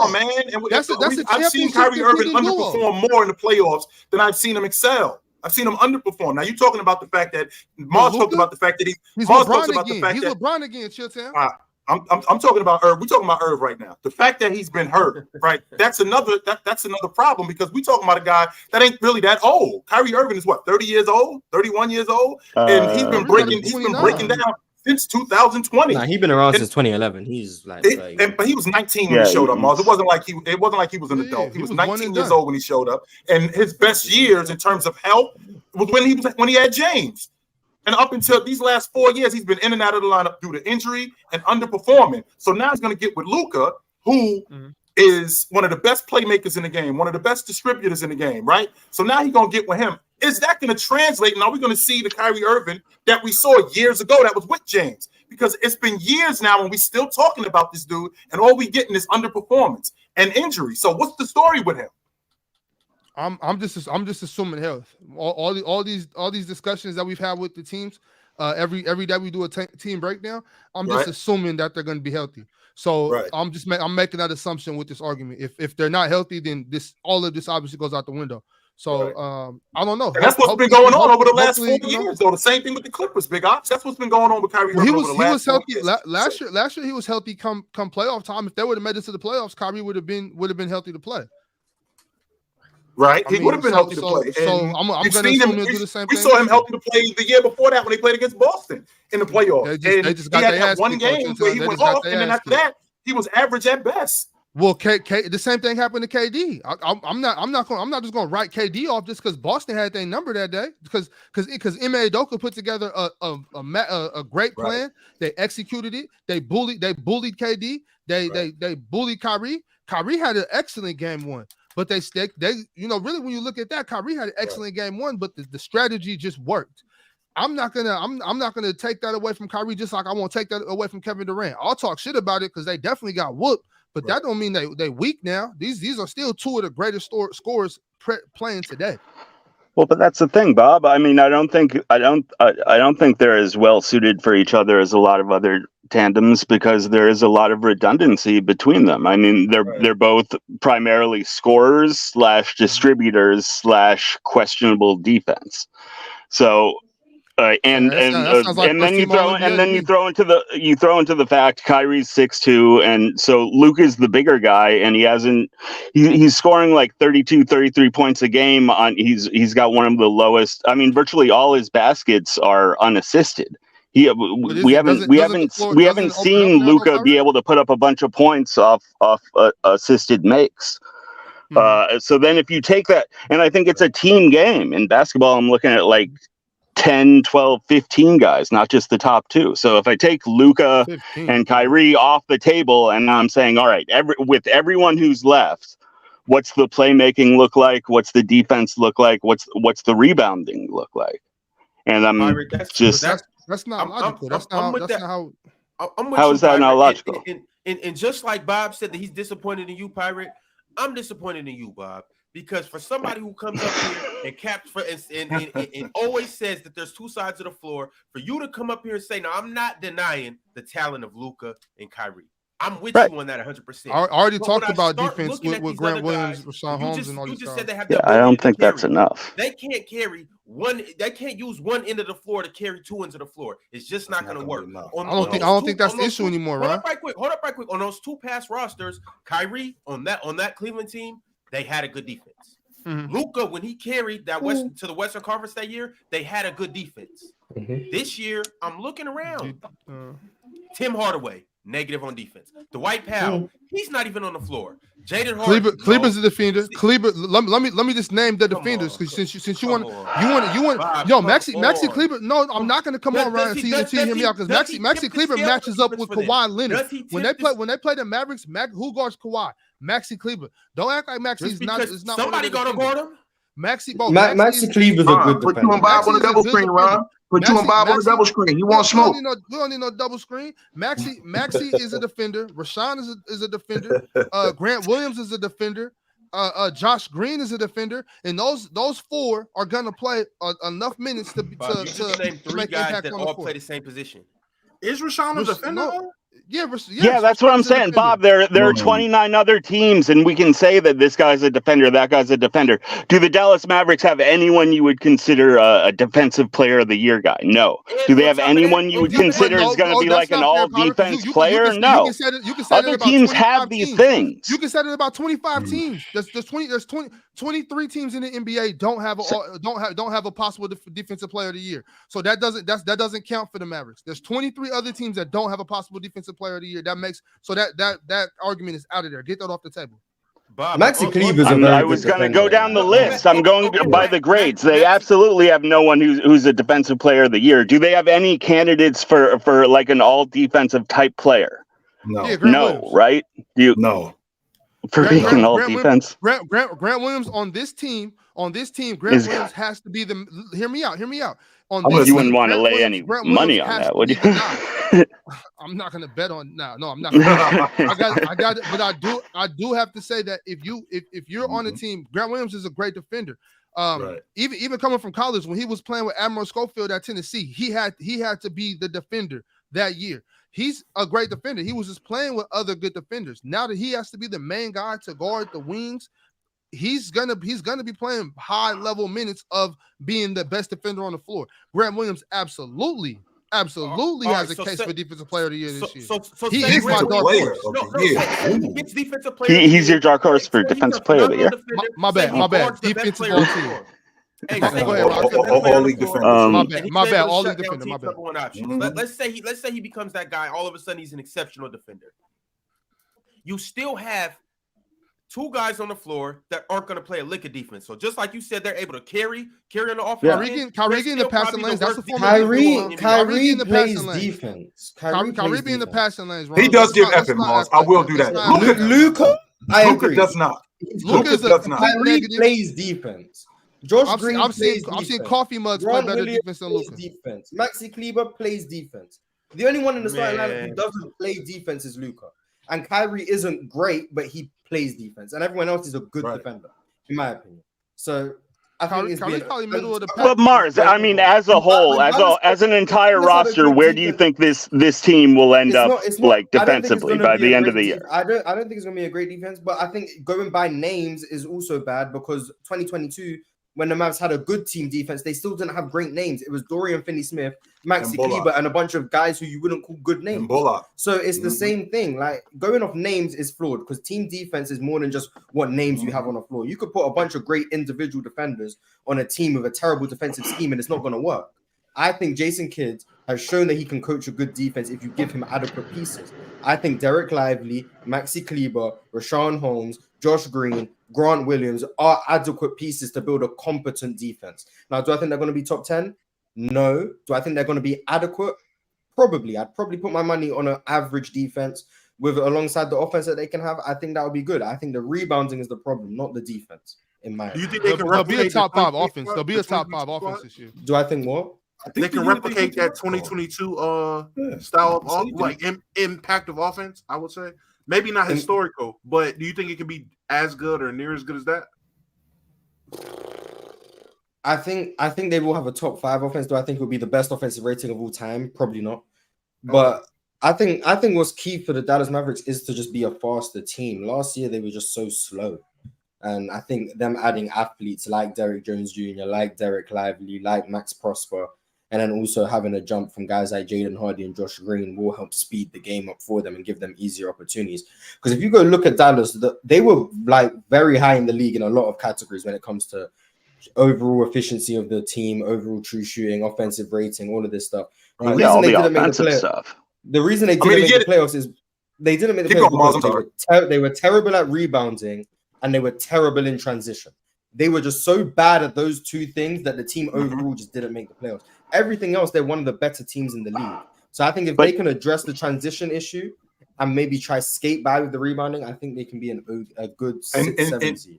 If I'm not mistaken, I think they were in 2022. The year they was in the Western Finals. They had the second best defense overall in the league.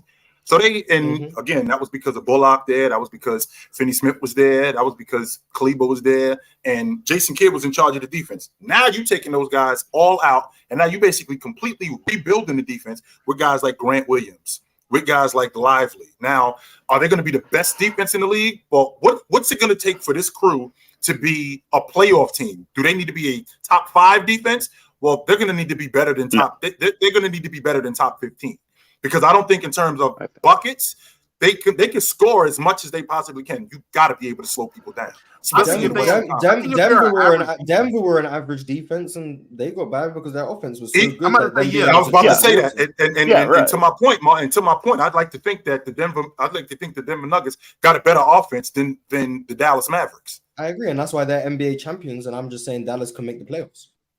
That's why. We're kind of in agreement there. I'm saying I think they can be a 6, 5, 6 seed. But two things. I think, I'm no expert on this kid Lively, but I've seen some Dallas people that are projecting that they're saying they think he'll probably be bouncing between the G League, this first year. I'm not expecting a ton of contribution. He's a little. Yeah, I'm not expecting in 4 or 5 years he might be an important piece, but I don't think he's going to be a huge piece this year. And then also they were a really slow team, kind of tied in because they were so low in assists because they're so revolving around Luka, and I don't see that changing a ton just by adding Kyrie because they're both ball dominant and they can pass and they can distribute, but just up and down the lineup, I don't see this team being able to move the ball and find quick shots. So I don't think their pace is. I think their pace is probably still going to stay fairly low because I just don't see the ability to move the ball around. What about Seth? What about Seth and Tim Hardaway? Seth and Tim Hardaway got to be top 15 shooters in the league, right? Seth is. I don't know if Tim Hardaway's top 15, but he's a great shooter. Yeah, Seth. I don't have a list. He might be at 15, but if I but he's a great shooter. And Steph is He's one of the better I think open shooters in the game. Yeah, and Luka, He knocks down a lot of open shots. Luka knocks it down. When Kyrie catches it, you When just it got to comes be to ready to shooting, play defense because he'll Dallas catch a is shooter trash. or go past you. So the defense, just swinging the ball around the horn. It's going to be it's going to be dangerous. They can attack from every angle. That this is going to be a high power offense. I think this offense is basically going to be able to do whatever they want. Yeah, I think we all agree the offense is probably going to be pretty good. Yeah. We agree on that. I think it might be top 3 offenses. Like I think this is going to be a team that really fills it up. And on defense, I don't think they're as bad as we're saying they are. I mean, I know we already talked about it. I don't want to keep just beating a dead horse, but I think they got some people that can stop the ball and who will compete on defense. So look out for the Mavericks. That's my take on the Mavericks. Look out for them. They have a championship contending duo. So anything can happen with them. They could run the West. Dallas gonna be in the lottery next year. All right. Garbage. Trash. Let's get to these super chats though. BD Production said, y'all don't truly understand how much the Steelheads meant to Gary back then. As a kid, it made me fall in love with basketball, especially if you couldn't afford to go see Bulls games. Bro, I hated it. Cold, the coldest place I ever been in for my entire life, Gary, Indiana, man. Coldest How place far I is ever it been. from? How far is that from Chicago? How far is Man, Gary, right Indiana from Chicago? It's Right not too there. far. Right there. The Bulls was at every practice that I was there. For the short time I was there, they was at every practice, and they came to the games. And when I first came, I wasn't even playing for the first 2 weeks because I had just came in. And back then in the CBA, when you come in, things move differently than what they do now. You had to get acclimated before they even put you out there. But just watching all the scouts that was coming to the practices at first, I was like, damn, dog. Like, and then seeing guys get called up like that, like Jaren come in the locker room like, hey, snap. You talking to Randy Hunter or Randy or Randy Snap Hunter or Randy Holcomb. You be like, hey man, Bulls here tonight, Pacers here tonight, Blah here tonight. And when motherfuckers go out there and drop 40, get call ups. Just right before the G League or the D League was popping. First it used to be the D League, then it turned to the G League. It was the CBA. I was just like, man, it was something I ain't never seen nothing like that before in my life until that moment, man. And so, yeah, but Gary, Indiana, shout out to Gary, Indiana, man. Coldest place I ever been, and the most hood, thugged out gangster stuff I ever seen as far as just being home of the Jacksons. Oh yeah, Yeah. Tiki, you're not lying. That Indiana was a different. I used to stay in South Bend when I was working at the Notre Dame Stadium. Yeah, that shit's different. And West Cole is different. Mm-hmm. Hey, I seen early in the chat talking about Asia can't get with Breonna Stewart. Y'all better watch these playoffs. Y'all watch these playoffs. You better watch these Y'all watch playoffs. You saw what happened the last time they saw New York. You saw what happened. She gave Asia that work she was looking for. And Asia done gave it to her on many of occasions. That's exactly. So you better watch these playoffs too. She everything Asia looking for. Breonna Stewart got it. Good. It's better that way. It's better that way. And Sabrina and Sabrina got that don't work. want to with Chelsea Gray. Serena got that work that Plum looking for. She got it. She might got something for Kelsey, but she don't want it with Chelsea though. She better stay far away from Chelsea Gray. She gonna get that from Kelsey Plum. We're gonna find out. Served them last time they seen them. And Ron Vandersloot to get it too. Listen, keep Vandersloot out of this. Vandersloot to get it too. She clears. All right, y'all gonna see. Yeah, Kentwood High School clears. But the Biso Muvlani said, been watching the panel since the finals and this postseason has flown by. Shout out to the motherland. Also, what's the name of the song played at the end of your clipped videos? Can't Shazam it. Who plays the song at the end of the videos? That song that be at the end of the videos when y'all be chopping them up, the short videos. Like the short video, like the 8-minute, 9-minute videos. Yeah, I got you. Yeah. Let me get back to you on that. Yak Twin said Kyrie played more games than Steph last season, 60 to 56, and played great all season. How the fuck he ain't make an All NBA, but Steph makes second team? Media Because of what happened in Dallas, man. Dallas went from being a playoff team, and they blamed it on Kyrie. When he went over there, they fell out. Meanwhile, Curry and them did make the playoffs, so that's why. Steph played better. If we being honest, Mars. Just as simple as that. Yeah, if we being honest. A lot of times Huncho it really sent through is a that super simple. chat. He said for Big Ox, off topic, but start bench cut all-time Kings big man. Harry Giles, Dwayne Dedmon, and Hassan Whiteside. I have faith in Harry Giles. Come on, Ron. You already know how this go, Ron. Harry Giles plays 48 minutes. Huh? Harry Giles plays 48 minutes. Over Hassan Southside? I done got a Hassan myself. So Didn't Hassan put up numbers for y'all though? Talking about empty stats. Yo, Hold on. I don't care about none of that. I don't care about the stats. I don't care about the King's stats. history. I know the King's history. And I said, Bob, I said Southside because that's what a lot of people call him as Hassan Southside. But he put up numbers. Didn't he put up numbers over there with y'all? I don't know about none of that. No, he didn't. No. Mm-hmm. No, I'm saying he's using the Sacramento Kings. Oh, I got it right here. You know what he averaged for his career? A double-double, 12 and 10, 12.6 and 10.8 rebounds. Those are nice numbers to look for him in his career. I'm not a basketball reference merchant. You know what I'm saying? I don't care how much what he averaged. Oh, okay, no, my bad. It was in Miami when he was balling. My bad. Giles clears. It was in Miami when he was balling. My bad. I take that back. When he went back to Sacramento, he only averaged 8 points and 6 rebounds. But when he was in Miami, that's when he was gonna get that big contract when he averaged 17, 14. He did get down in Miami, but even some Miami fans would say that those was empty stats. But if I got to do it, he had a 2020 game that I can't remember seeing an emptier game than that. 20 and 20, it was man. He did make the playoffs, Phil Town. They did make the playoffs and they lost to Philly, so I ain't gonna say that. Chill. If I'm the coach, if I'm the coach, and that's my depth chart at the big is Harry Giles, Devin, and Hassan Whiteside. Harry Giles is playing 48 minutes. Are we just playing small? Somebody coming down because I would never ever sub Hassan Whiteside in a basketball game. I would never ever sub Dwayne Dedmon in the basketball game. That's harsh, bro. Because of the shit, game. Basketball is like that. Coaching is harsh. If you sorry, you got to sit your ass down or get better. This man said he would never sub. Now I ain't talking about giving a few minutes. You ain't getting no run. You don't need to show up. You get no run. No clock. No ticket or no clock. You don't need to come to the game. But Bob, he come do to eat practice glass, though. though. We need bodies. Come to practice. We need bodies. Bob, he does eat glass though, Bob. You gotta give him something. I don't care what he eat. He can sit his ass. He can eat that. Whatever he want to eat, he can eat it on the bench.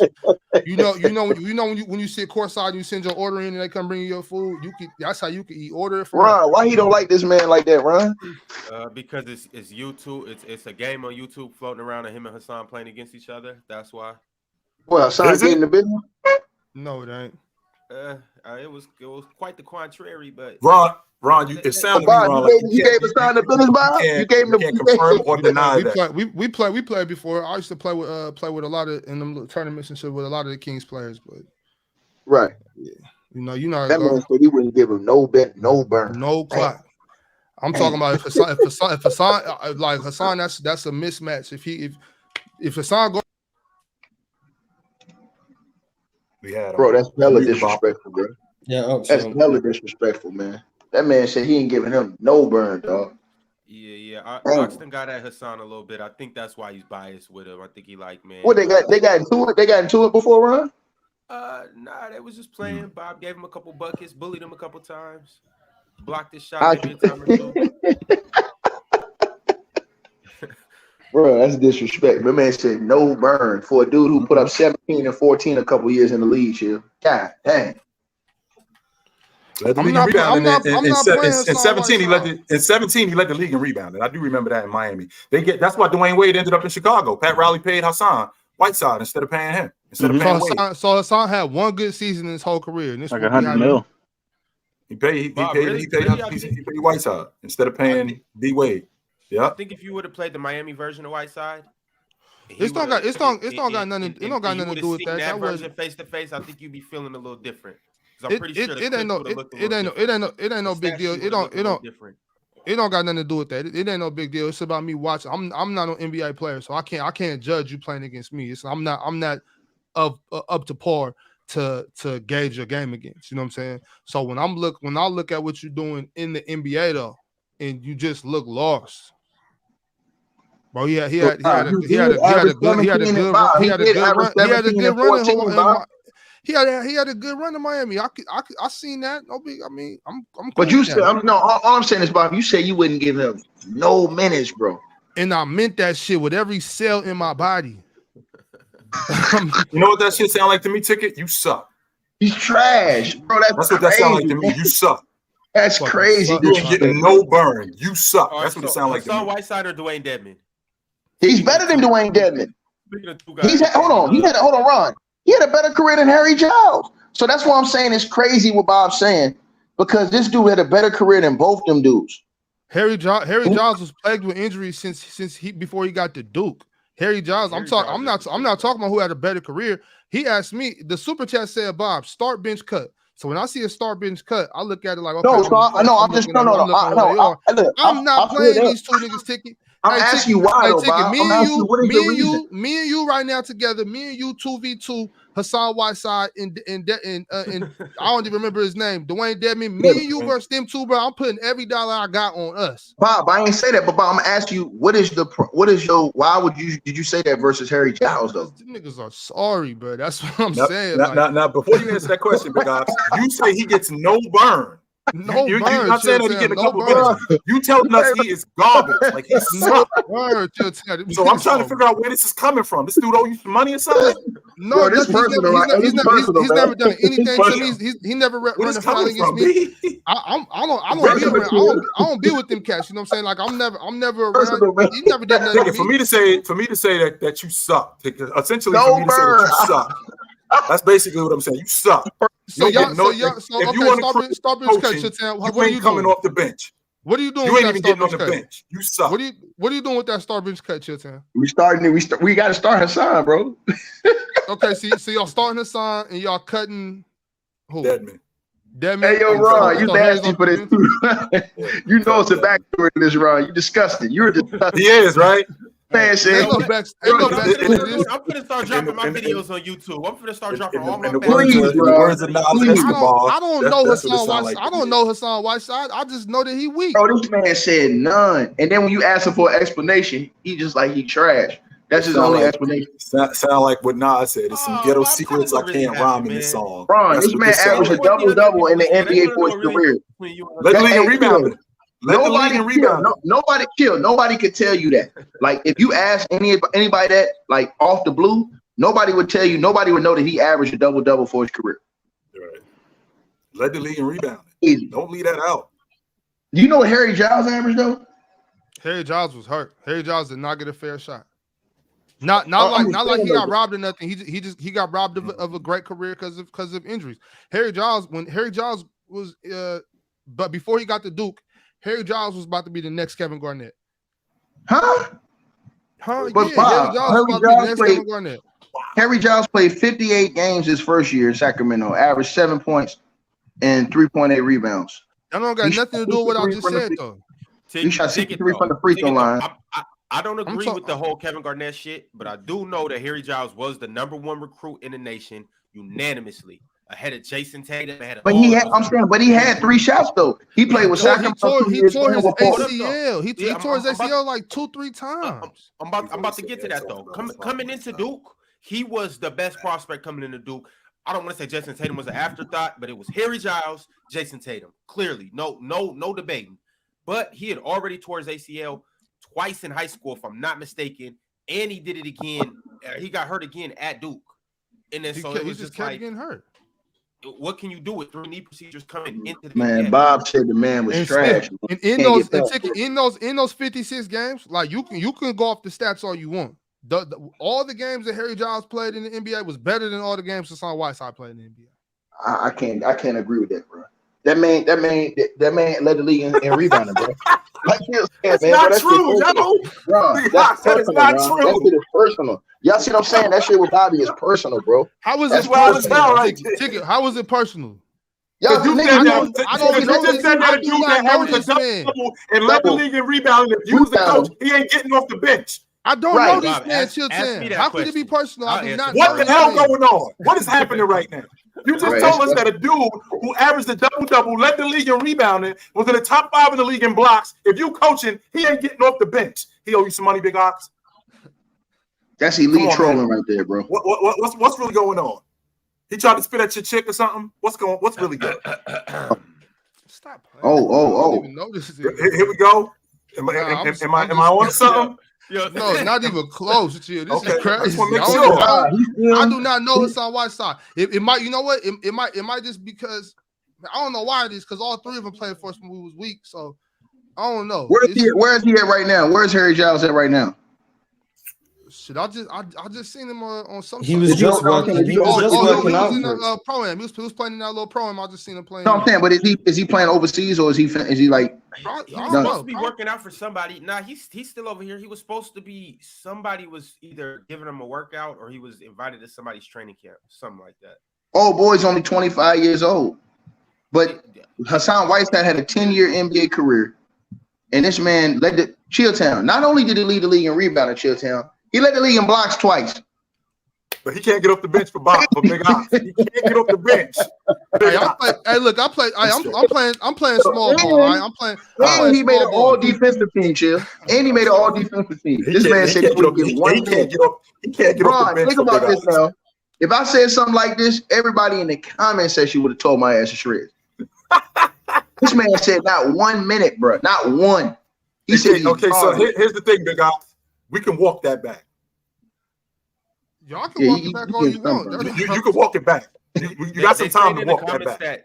That Harry Giles, yeah. So he worked out. He was about to work out for Golden State, and then the next. So hold on, but you agree with that too, Ron? You think Harry Giles is better than Hassan Whiteside too? I'm starting Hassan Whiteside. Hey, but I like the fact I'm starting Hassan Whiteside. I asked you that. I said, do you agree with Bob? Do you think Harry Giles is better than Hassan Whiteside? Offensively, yeah. No, I'm talking about overall as a basketball player. Nah, he just didn't do enough. I can't say that based on college and in high school and what I projected he could have did. He didn't do enough, so nah. It was just what I would do if I was a coach. Maybe I'm not a good coach. You get hell no. I'm never all-league defender and a league-leading rebounder and a league-leading shot blocker on your bench, and you ain't playing them. Not playing the minimal minutes. You ain't playing them. Big Ox, you're getting fired. But what if we winning though? You're not winning. That's the problem. That's why you're getting fired. Hey, but I just like how nobody has even gave consideration to Dwayne Dedmon. That shows you everything. Dwayne Dedmon, bro, come on. Hunter shouldn't even have put him in there. He should at least respect Spencer Hall. Dedmon is better than Harry Giles, bro. All right, bro. I'm off. Hey, Ron, I got to bounce, brother. I'll see y'all dudes tomorrow. I'll see you later. All right. Hey, tomorrow we talking about the San Antonio Spurs. Y'all be sure to be here on time from the beginning. It's gonna be a hot show. All right, Pirate, you got anything to say to the people on the way out? You don't need 99